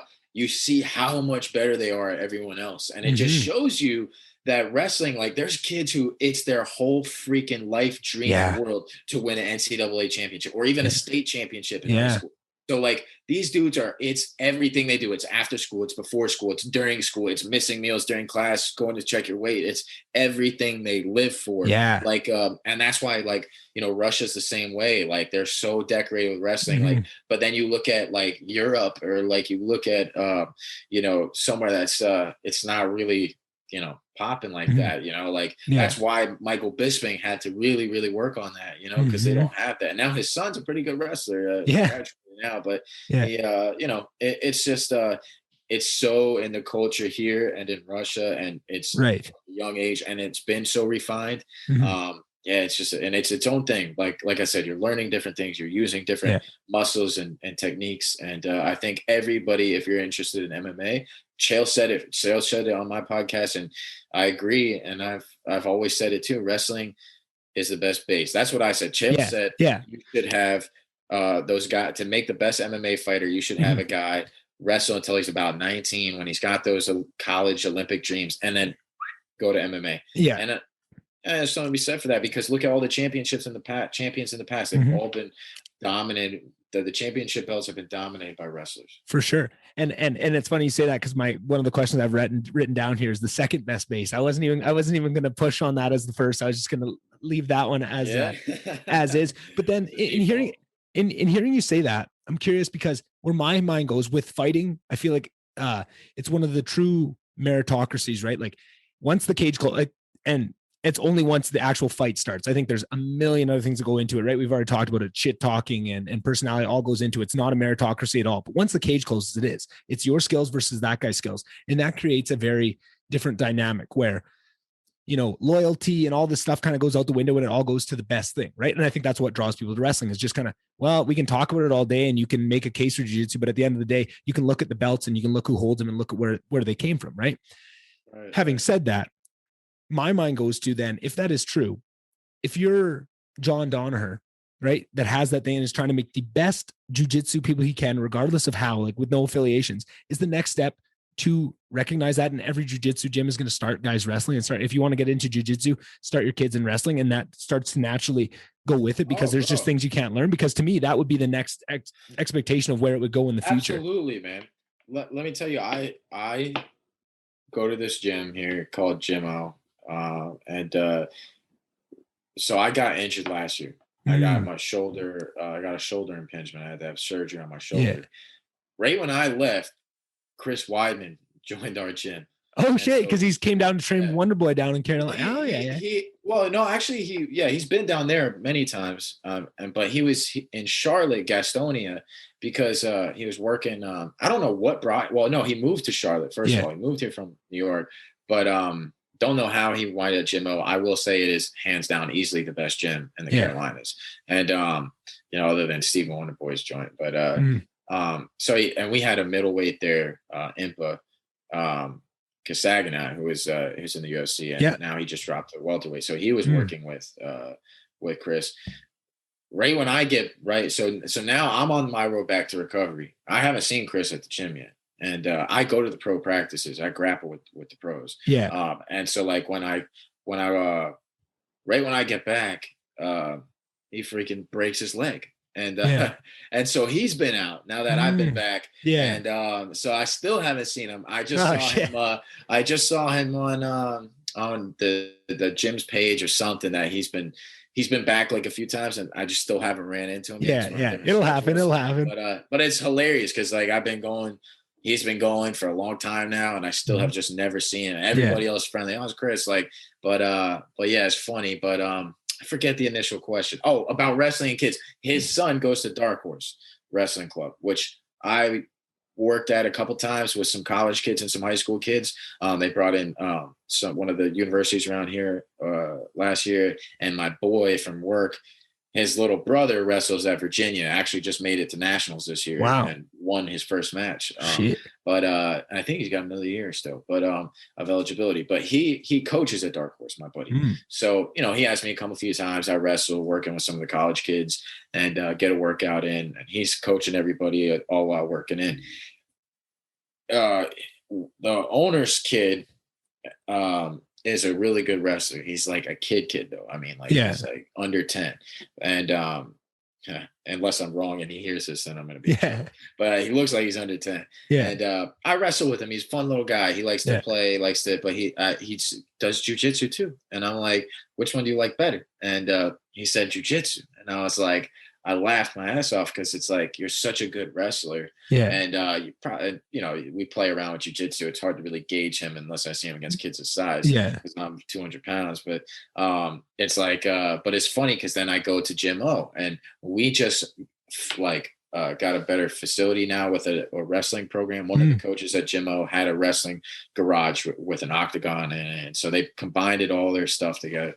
So I've been seeing some of the kids wrestling there and working with some of them. And now, bro, it is just like this one kid I was working with, he was a 189 pounder. I think the weight classes are different from when I was in high school. I think it's like 181 now, but he's a state champ. And he was like 16, and he's there working his jujitsu after his wrestling class. Yeah. And then on top of that, there's a bunch of little guys that are really good wrestlers, and they're wearing their jujitsu gear. Now I'm running into them, they're doing jujitsu. So yeah, it's happening, bro. To make a long answer longer, yes, it's happening, bro. It's like people are doing both now, and it's something that you're going to see over the next like 10, 20 years is like people are going to grow up with both those bases. They're going to grow up with an intertwining base where they were competing in jiu-jitsu and wrestling at a young age. So it is going to look, the MMA landscape, I believe, will look a lot different when we have the next generation. Yeah, for sure. And then I'm curious, in the same way, like, since wrestling's been around so long and is so fine-tuned and has been, brought to the, I mean, we're always progressing. We're always on the cutting edge, but I'd say it's at the cutting edge, where I'd say the UFC or MMA is still quite a few steps back from the cutting edge. I mean, the definition of a cutting edge prevents that, but you know what I'm trying to say. Anyway, what I'm thinking is there anything in jiu-jitsu that, like, even if you are like the peak of the peak, top of the top wrestler, is there things that you can only learn in jiu-jitsu that would help you? Like, if you took the best wrestler in the world and gave him a year of jiu-jitsu, is that going to make him a better wrestler, or is that just a waste of time that he could have put that year into getting to be even better at wrestling?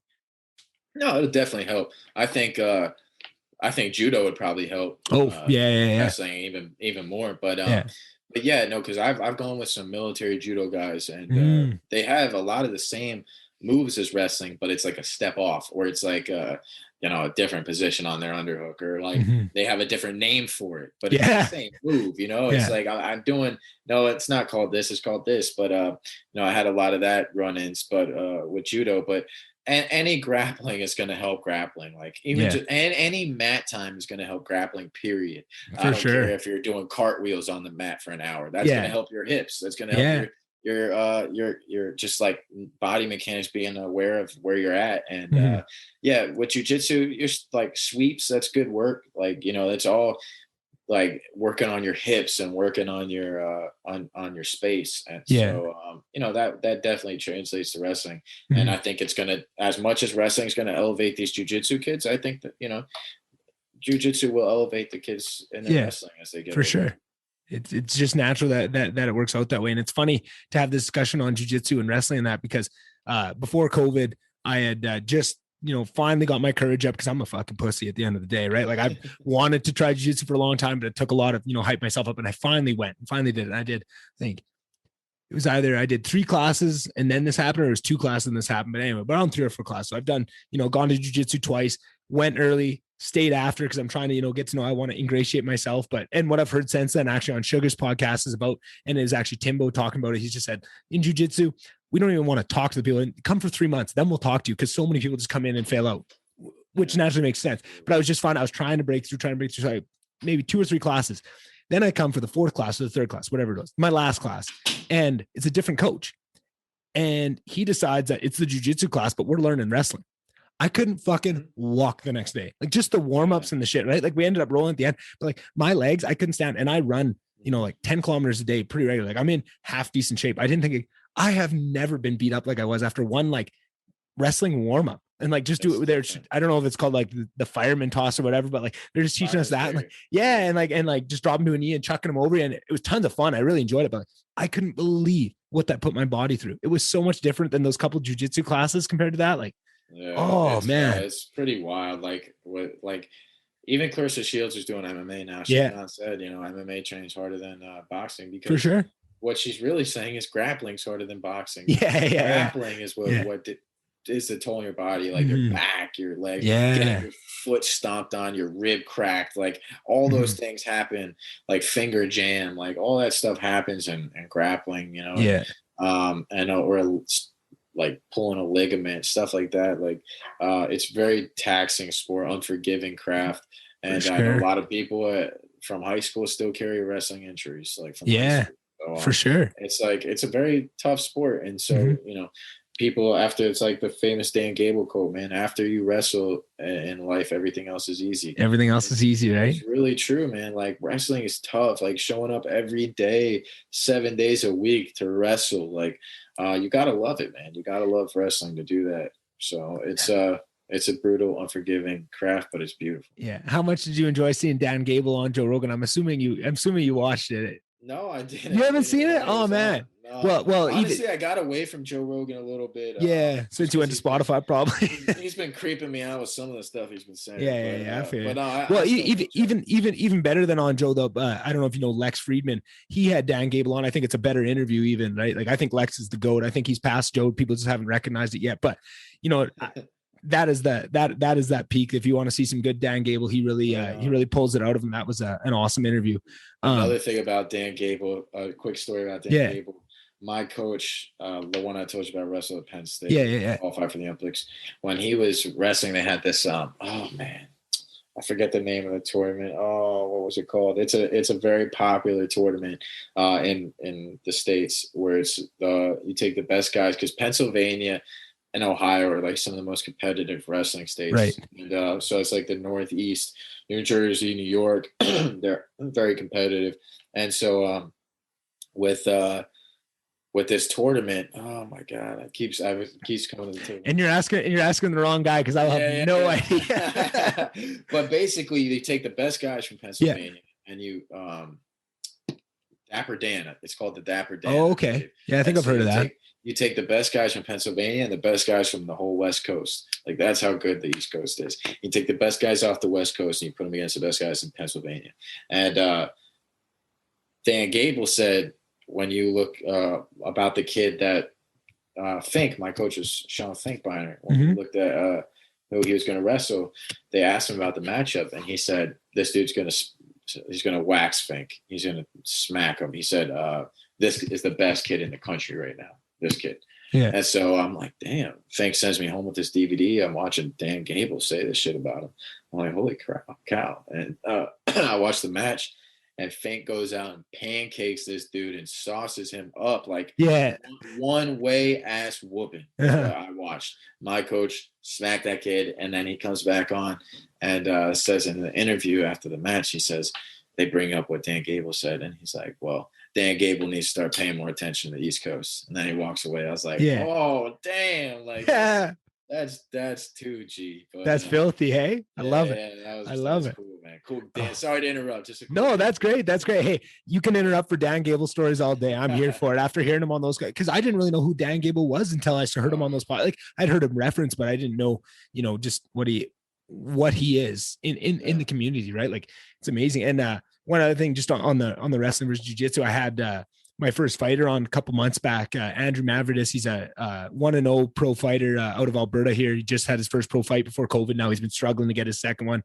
up here in Canada. It's just starting to open up. Fights are just starting again. So it's been a bit of a grind, but he was saying one of the biggest things he struggles with is just finding people to wrestle with, because it's so hard. Nobody wants to do it. He's like, I need to work on my wrestling, but it's just hard finding guys, like you said, injuries. And it's not, it's kind of fun to roll jiu-jitsu and shit, but like, wrestling, if you love it, it might be fun, but I think you need to really love it. And other than that, it's a lot of pain from what I gather about it. But like, that's interesting to think of. I never even thought of that as like something that stands in your way. If you're trying to, make it to the top, you gotta have people to train with. Oh man. Like, if you look at it, like some of these gyms now are just like, you look at Sanford MMA in Florida, American Top Team, AKA like Jackson Wink. All these gyms are full. Even my gym, O, it's full of people that are competing, amateurs through pros, bare knuckle fighters, Bellator, veterans. Obviously Chris Weidman, the UFC, and put the UFC. Like, one of my buddies, he just had got a fight scheduled, but his last win was over Aljamain Sterling's partner, Bazooka. Dennis Bazooka, who's since then gone on a spree and will probably, if not, be with one of these top organizations soon if he hasn't already signed. But yeah, so it's like all these gyms like team up and everything, and so you're seeing for like guys like that, like who wants to really take his MMA career seriously. I hate to say it, but you got to pick up and move, brother. Like, if that's 100%, if you got to pick up and move to one of those gyms, and if you're not, ask yourself if you're really going 100%. That's because like I don't do anything half-ass. Like with this MMA stuff, like I'm spending all my money, all my time. I'm donating my time for free. And it's the same with the MMA thing, man. You got to spend money. If you're going to be a fighter, you got to make sacrifices and do everything you can. So if you don't make it to your goal, if it's truly your goal, don't you want to ask yourself, if you come up short or make it, did I do everything that I could have done? Even if you do make your goals, like what could you have done if you really went all out? Yeah. But yeah, Could have been the best. Yeah, don't Fuck. sell yourself Yeah. short, man. Go And find one of those gyms. and I think that is it's funny you bring that up because that's another question in listening to the Greg Hardy interview. And again, not to suck your dick the whole time, but like best interview I've No, seen. I appreciate it. Man, I haven't seen, Greg Hardy in interviews, and also just what he came into the UFC with, of all that baggage and all the things, right? I was right there with him of, like listening to Brendan Schaub talk shit about on his podcast and coming into it with that same hate. And he's won me over since. And like hearing the people at his camp talk about him and speak to his character, like really, really has won me over and has really changed that narrative around. But one of the most interesting things I heard him talk about on that interview was the effect of his time in the NFL and getting to see the cream of the cream athletes, the creme de the creme, like fucking top of the peak, how they operate and how they, and inside and outside of the game. And what that reminded me of was, I'm a big hockey guy, right? And there's a podcast called Spit and Chicklets, and everyone has to take a shot because every time I do one of these, if hockey's even part of the agenda, I probably mention this podcast like 50 times. People hate it. Anyway, what I've noticed is one of the biggest things these NHL players talk about in their journey is maybe it's this time they got to spend on this team where they got to see this guy, right? Like almost to a T, every time throughout the journey, they'll talk about the experience of seeing I got to play a couple of years with Steve Eisman and seeing the professionality and how we approach the game. It changed everything. I became a new player after that. I feel like there's so much to be said for that. And I feel like same thing with wrestling versus jiu-jitsu, just MMA as a whole. There's only so many of those guys, right? And I don't know why I went to hockey for this, because there's a perfect analogy to use is GSP. When he changed the game and started treating it like a professional and coming around, everybody that went over to TriStar and saw what him and Frost were doing adapted a little bit. And that's what kind of started the sea change. But if you're not going to one of those gyms, like you just gave a good list there, you're not seeing those people in your sport. You're not knowing what the peak could be. You could be so sure you're doing everything in your power, but you haven't seen the top of the top and what they're doing, how they operate. Cause it could be something to do completely away from fighting. That is an aspect of how you carry yourself that will help you when you're in the cage. And you need to see that, and you need to take that in, right? I feel like that almost more than just the skill set in the camps and the facilities that they have, just to be able to see what the top looks like, that is going to have so much value.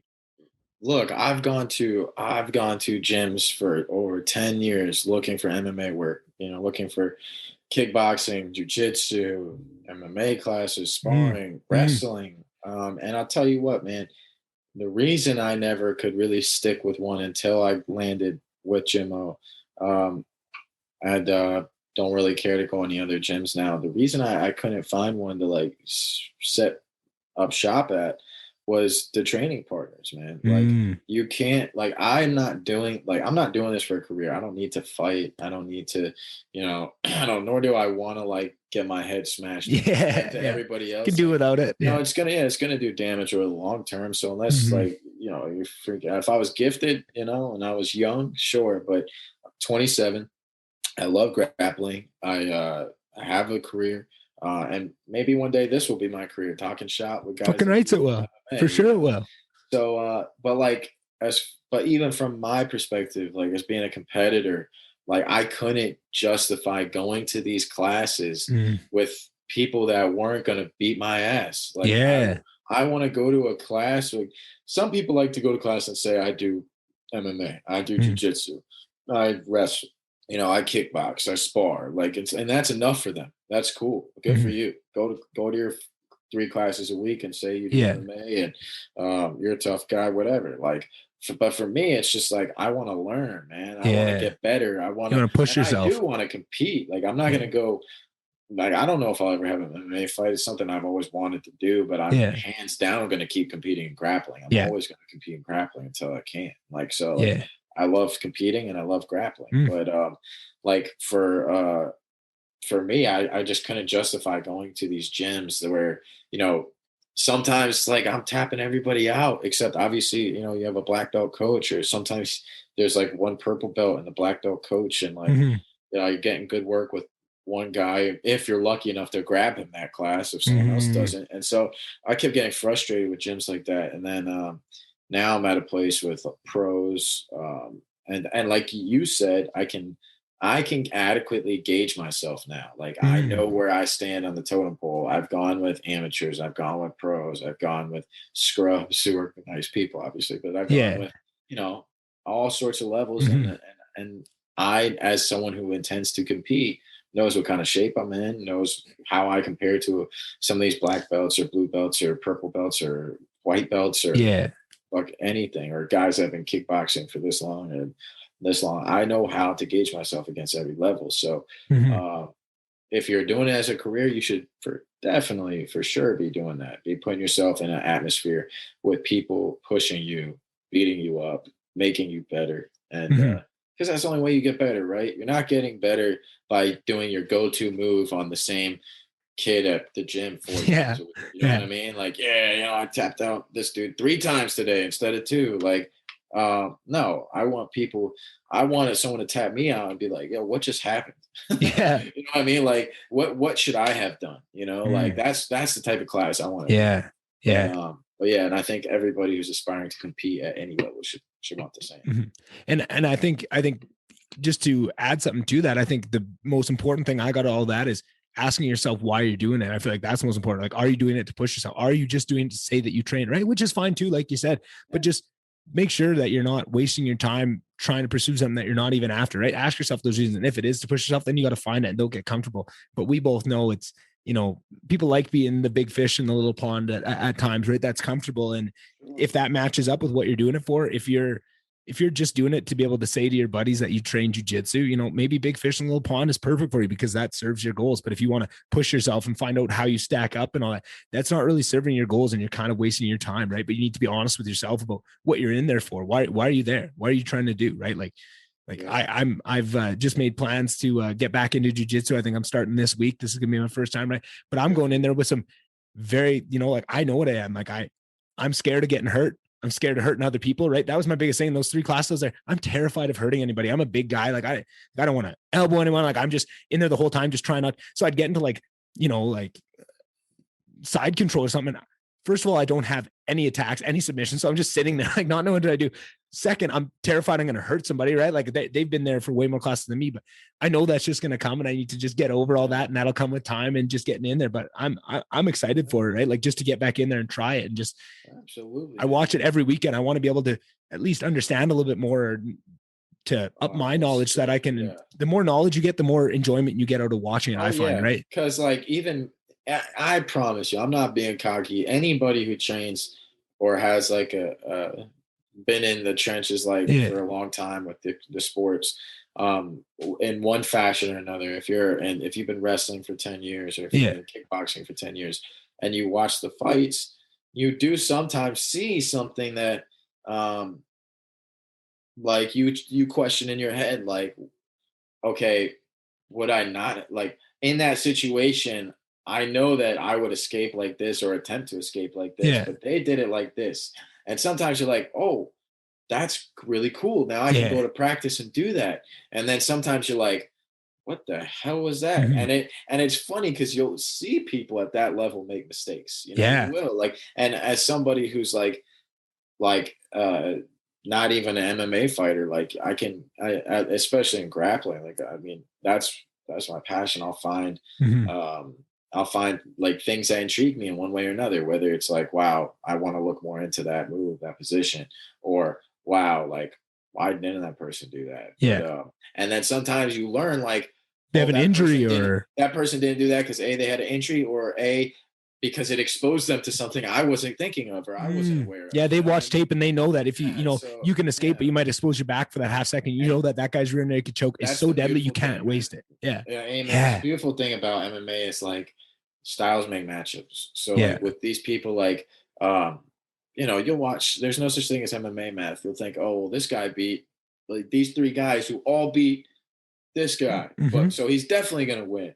And then he comes and he beats his ass. So it's Yeah. like, but it's like it's been like that, as long as I've been watching it. I've tried to predict fights, and I've seen guys their whole careers, and Yeah. like fuck, shit happens, man. It's Oh, just like it's the hardest fight. People ask me for picks now because now that I've started this podcast, people know how much I love the sport and how much knowledge I have around it, which still is not by any means anything special. But like I always tell them, like, I have no fucking clue. Like I can give you what I think is going to happen, but this sport is so like, I don't know. Yeah. I wouldn't want to be betting on this. And also I think another thing that goes to it is you don't see in a lot of sports the type of time frames in between competitions, right? Like, and because it is so far from the cutting edge and we're figuring things out so rapidly that you can totally change who you are. Like my biggest example of this was Brian Ortega, right? Like from that loss against Holloway to when he came back against Korean Zombie, that it's like two different human beings. Like he has a twin brother somewhere because that is not the same guy. Think about it. What if in another world,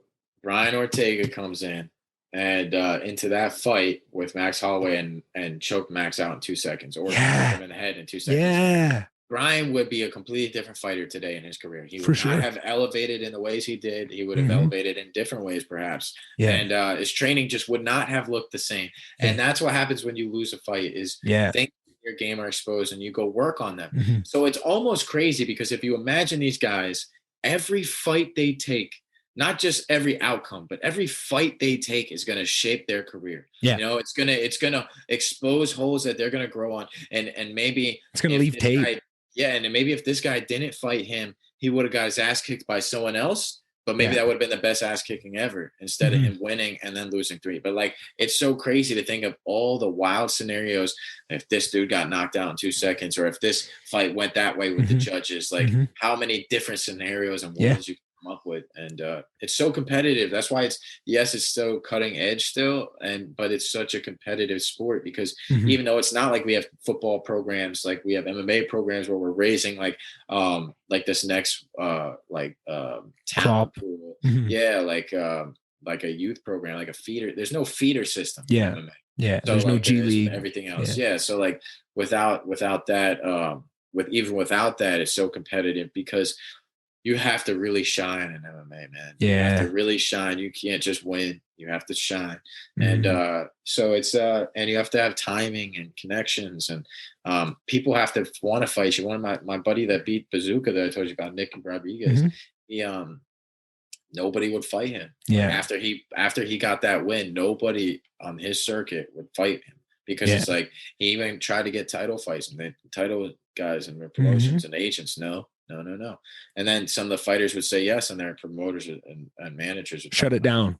So it's like, it's a really political sport. So you can be the best in the world, but you have to also bring something else to the table. It's almost like, I don't know if anyone else watched American Idol when they were younger, but like Simon Cowell always said, you had to bring that difference. Like you have to be different. And I saw Drake talk about the same thing. Like you have to be different. And I've always thought that way. And when I first started my podcast, I was going to dye all my my freaking beard and hair blue, just as I was like, fuck it, I got to stand out, be something crazy, just far out, but it's like, maybe I should have. Maybe it would have got attention. Who knows? I think you're doing pretty damn well on your own without the blue beard. But appreciate it. But yeah, man, it's just it's a very political sport. So it is. Which is funny too, because of how when you talk about from the time in between the door closing and the door closing, right? Like the start of the fight and the end of fight, it is complete meritocracy, skill versus skill. And from the time that you leave the cage after your fight to the time you enter it for your next fight, it is the complete opposite. It couldn't be farther away. Your skills don't matter at all. It's all about who you know and all the politics. And it's those two dichotomies. It's so weird. I think that's what drives lots of fighters crazy. Man. I'd be remiss if I didn't bring up Ben Askren. Ben Askren was killing it in every organization. And Dana White, no disrespect, but you dodged him, man. Like they had meetings, and after meetings, they ghosted Ben. And then they brought Ben in way after his prime with a fucked up hip. And, they tried, like, I don't know if they tried to throw him to the gauntlet, but the matchups were questionable. And it just sucked. They knew what they were doing. It just sucked because, like, I was waiting for it. Long time to see Ben Askren in the UFC, and it never came. It was like the Pacquiao Mayweather fight. It's like, thanks for making it. You're 4 years too late. So that is what it is. But that's part of the game, and that's what makes it exciting, right? Like having all that and having all these storylines that make it exciting, because then when all those things do come together and somebody is able to climb, like look at who's holding the 155-pound belt right now. Like those storylines, like how sweet is that after all that goes into it? But you would have never, if you're writing your own story, you wouldn't have wrote it that way. We wouldn't write all the heartbreak in and all the bullshit and all the, this guy gets a chance over you because, He had the esophagus issue too. Like, oh yeah, Max Holloway fight. Yeah. He's been there. He's been around for a long time. I mean, but I'm not gonna lie. I saw Charlie coming, man. I was scared of him for years. I was like, that dude. Cause like, he always was the sickest grappler when I watched him. His grappling is next level with like, he's a finisher too. He's not like one of these, like, hold you down, roll around, take a position. He goes for the kill. Yeah. And then on top of that, his hands started getting nice. When he went up to 55, now he's KOing people. Yeah. He came back from that esophagus injury better than ever, man. And I was like, holy cow, like, this dude's a problem. And sure enough, now he's got the belt. Yeah, no, that's awesome. And it just makes it all that much sweeter, right? Like all those negative, all those hurdles and shit that you come through just makes it at the end, especially because it may not feel like it at times, but there are those people like us that watch you the whole journey and are aware of all those stumbles, right? Like, I feel like when these guys do finally reach that peak and reach their goal, get that belt, all these people come on, all these fans, and it kind of feels like people just think you made it, that overnight success idea, right? Like everyone always sees the overnight success and they don't see the 10 years before. But with MMA, because it does breed such diehard fans, people are aware and have been following you in all those interviews and all those things. So there's people that are on that journey with you, and that makes it so much sweeter too. It's not, you're not grinding on your own, right? And it might feel like that at times. I'm sure it's got to for these fighters. I'm sure like they feel like the loneliest people in the world that are out for this goal, and they can see it in front of them and believe in it just as much as me and you believe in what we're chasing, right? But like, fuck, that just makes it all the sweeter for me. I just think that is so cool for all that to come together. It just makes it fucking awesome. And absolutely. I've already kept you way longer than I said I would. And I know we were talking about maybe doing a little breakdown of the Gon Volkov card, but I think just due to time, we'll just have to, and also the fact that I have chop another card up. Yeah. I have about 900 questions, but I have to at least mention the new co-main event, Tanner Boser from my neck of the woods, Edmonton, Alberta. That's my fucking, like, he's our guy, fucking Tanner Boser, and I love him. And I feel like that's gonna be a sick fight. Oh, I'm so fucking pumped for it, and I'm just over the moon. And just seeing Tanner's footwork and feints and everything in his last fight, that wasn't there in the first. Like, he is evolving at this level. And I don't know. I was definitely biased. I wasn't a fan of the outcome of the decision in the last fight. I thought he won that fight, but like, whatever. I can see it for sure. I think he's gonna be good. I'm interested for this matchup with OSP, because he's gonna. It could be him, like a come out match for him if he does the right show, It could, but OSP is fucking dangerous, man. Like, dangerous guy. And on the floor. And that's what I'm worried. Like, I think on the feet, that's going to be a fun matchup. And if OSP feels like he wants to, but OSP's he's been at light heavyweight for how long? And he's only 2 fights at heavyweight. I'm trying to think of maybe one. I thought of one.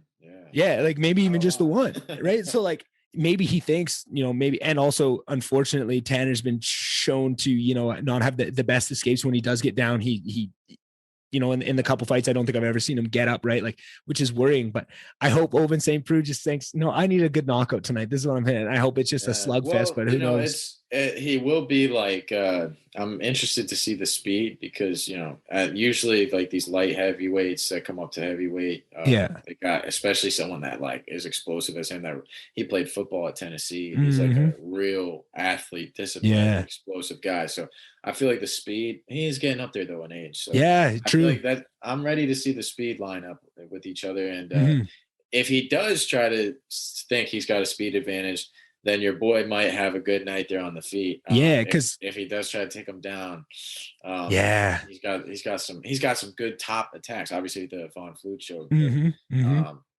So I don't know. That's something, but also, one of Tanner's biggest skills is his speed for a heavyweight. He's one of the fastest heavyweights up there, right? Like he's very slick. He's very fast. So hopefully that maybe Oven's, a lot of times you see fighters when there's a skill that matches up like that. Maybe it's speed. Maybe sorry, you see them buy into that a little bit of, I want to show what I have against you, right? Like it's a healthy matchup. Maybe that turns it into that, but and it's not easy to take down big guys. No, it's not, and it takes a lot of effort. And if you fail a couple of those takedowns, that's a lot of gas tank that you just expended too, depending how you go about it. Big guys actually sometimes can be easy to take down. They don't move well, but a guy like Tanner's gonna be, I think, mobile enough to keep heap threats in OSP's mind when OSP is looking to get the shots. So he's gonna have to time his shots well. But yeah, I think that could go either way. Yeah, same here. That's one of those ones where, I'm biased. I'm ride or die with Tanner all day. I But hope like Tanner does, man. Yeah. I like OSP, but like I always like seeing the younger guy with the more potential. Like I like a good show. I like a good story. So yeah, it's good for the UFC. It's good for Canada. Canada needs some guys to kind of step in and fill those boots. And then other than that, just because I'm really excited about it, what do you think about the Gone Volkov main event there? Where do you see that one going? Man, I thought for the longest time that game was overrated. I Really? thought that, like, he didn't have a lot of MMA fights. That's true. Yeah, his record's not. Yeah, it's like he had like single digit amount of fights. He may have broke over 10 now, but I think it's maybe even just 9 still. I think he's I think he's still under 10. Yeah. So like Volkov tell is you one right of the now. most Volkov is one of the most experienced fighters. 8-0 in the heavyweight. 8-0. Okay, I thought he was 9. Yeah. So Volkov is like, how many fights does he have? 33-8, so 41 fights. Yeah, 41 fights. Incredible, bro. And I think wasn't he like a kickboxer before? So that's probably just his MMA record. Like I think he's got fights on fights. 38-1, so he's got 42 fights and then kickboxing, right? So I don't know, but he's got a lot of fights. Yeah. So bottom line is, I will say, like when he came out and fought Roz in that last fight, fought Roz, he to me that was like the first time where I really I feel like appreciated. I was impressed because Roz is like one of the most decorated kickboxing knockout guys. He's got a stupid lengthy track record, and so when he came out against him, it opened my eyes a little bit, and I was like, okay, he's a real deal. But Volkov's just first of all, Volkov's been looking better and better and better after each fight, and regardless of the outcome, he always looks like he's learned something, gotten better. And but I think he's just too long and experienced. I think that's what you're gonna see when they fight. I think Volkov is gonna. I mean, I can't say that he can get finished because Gay's never been finished, so I can't. I don't know, but how likely that is. But I think he's got a good chance of finishing him. I think Volkov. He's just like when you run into those long guys and you throw kicks enough, like you're exposing yourself to and he's not just like a long rangy fighter. He's a long heavy hitter too. Yeah, so, he's got some power. Yeah, so it's dangerous for him, I think. And Volkov. Yeah, and that's kind of the way I was leaning too. It's just that I feel like I've been so impressed. Actually, last couple of fights of Cyril's, like I thought he was actually like really impressive and kind of blew me away. I was on the same train of like they're really trying. I felt like almost what did him a disservice to guys like you and me was how much push got behind him. It almost turns you off. I'm like, you guys are trying so hard. Like, let him speak for himself. Like, if he is what you guys are saying is, we'll see it. But like, 100%. they were trying so hard. On my own, yeah, I agree. If I ran into him on my own, I was like, dang, this guy's killing it. I probably appreciate it. But it is true when he's got a lot of hype, and I'm like waiting for that. Yeah, like me too. And wasn't there for me. Yeah, but I think this is a huge. That's why I think I'm more excited about this fight maybe than anything else is just the intrigue around it, because there's so many unanswered questions. I feel like regardless of what happens, it's going to answer so many questions for the heavyweight division. Sure. And the fact that they hold number 3 and number 5 hold so much weight for the rest of that division that really could use some stirring right now, especially with, the news, we're supposed to be hearing about this title fight. Apparently it's not looking good for August. Now September, they're hoping, but like, we just like some news. So stuff like this just at least keeps some movement in there, keeps the division exciting, keeping it warm for when fucking Tanner Boser just runs his way through and is fighting for the title in 2 years. Yeah. That's it. Yeah. You can tell where my heart lies in the heavyweight division now. Hey, yeah. No doubt. Oh, that's awesome. Well, fuck, man. DC. Oh, that was my guy, man. Great wrestler, obviously, and just gave back to the sport and the community so much. After he left, fair game to anybody. I have so much guilt around that because I was such a John Jones stan that like I could not give DC his flower, right? Like I am a huge DC fan now, and like DC and Helwani and all these things. Like I love his personality, who he is, but I just had no time for it until John. It was like 5 a.m. I'm in Berlin, like everyone's out partying. I'm home sitting at the hostel trying to watch this fight, right? Like and when I for whatever reason seeing him crying in that cage, since then I love him like to the death. Like I don't know why, like I've never had a loss like rally me to a fighter like that one before, but then after that, yeah, same thing. Like, and I think that's just that small little in that it gave me allowed me to actually see his personality. And ever since then, it's been ride or die. Like, what a fucking legend. I love that guy. Love him. And I would have probably never condemned John Jones because I was in denial about all his fuck ups because I loved him too. Yeah. Like good guy when he first came out, wrestler. I'm so biased with wrestlers. Yeah. And, then he came out and then, you know, you see the way he's acting towards DC, and I love DC too because I knew DC from the wrestling scene. I didn't know him personally, but I knew of him from the wrestling. And so, like, I didn't like the way he was treating DC, and I started to pull for DC. Like, when they fought, and you know, it's tough. It's tough because John Jones and all the controversy of him and what he took and the roids and all that stuff. Yeah. But, it's unfortunate, man. It's just it was. But DC is a hell of a fighter. I still think DC is the greatest heavyweight of all time. Yeah. I know Stipe, you know, he had his belts, but DC's just a better fighter in my opinion. I know he's got the W's, but I still think DC's a better fighter, and he's beat better fighters in my opinion. So And at the end of the day, even, you know, there's always going to be arguments, especially when it's as tight of a race as it is at heavyweight for who holds that GOAT status, right? Who is that person? But DC's always going to have almost every other fighter maybe in the UFC. But like right now, when you look at what he's accomplished outside of the ring and like just the announcing, the personality, like how much love he has, like he is unanimously, like it seems like the only thing that could make people not like him was that whole thing with John Jones, but that's so far behind them now that like he's won life. Like you can make argument in the cage, you know, Kane, Fyodor, like maybe there's arguments out there, but like putting all that aside of just who's winning at life right now, inside and outside of the cage with their record, all that combined, hard to put anybody above DC, right? Like he's doing it all. Yeah, like he's what everyone should be looking at. You know, he's the peak of the mountain, you know, accomplishments and all the other stuff. So I mean, 100%. He can hold on to that and he can take that to the bank. So I won't argue that. Thanks again for coming on, man. Really enjoy your podcast. People can check it out. MMA Breez, MMABreez.com. You're on everything, TikTok, Instagram. Great follow on Instagram. Follow them along there. What else? Facebook. I'm sure I'm forgetting some of them. Spotify, iTunes. Okay. You're good, brother. I appreciate the shout out. I love it. Appreciate you having me on, man. I enjoyed it thoroughly. Chopping it up. Well, we'll definitely have to do it soon. I mean, fuck, I'll do it tomorrow if you're willing, because I got so many questions. I could do another couple hours right now. So thanks again. Thank you, bro. Be easy, and we'll chat on the DMs. We'll make it happen soon. Yeah, for sure. Sounds good. All right. Talk to you soon. All right, brother. Peace. All right. I hope you guys enjoyed that episode.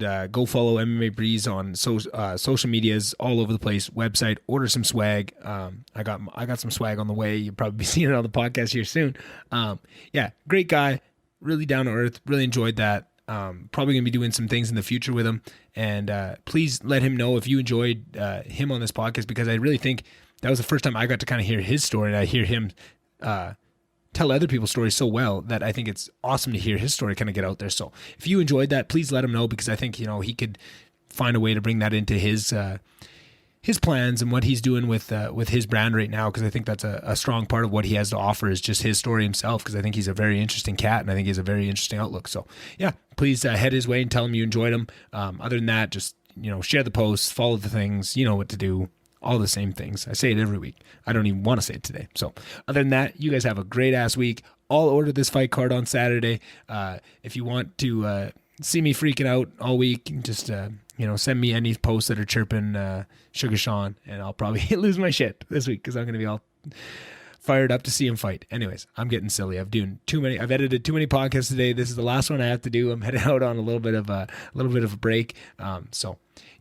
Hope you guys have a great weekend. I'll see you on the next one.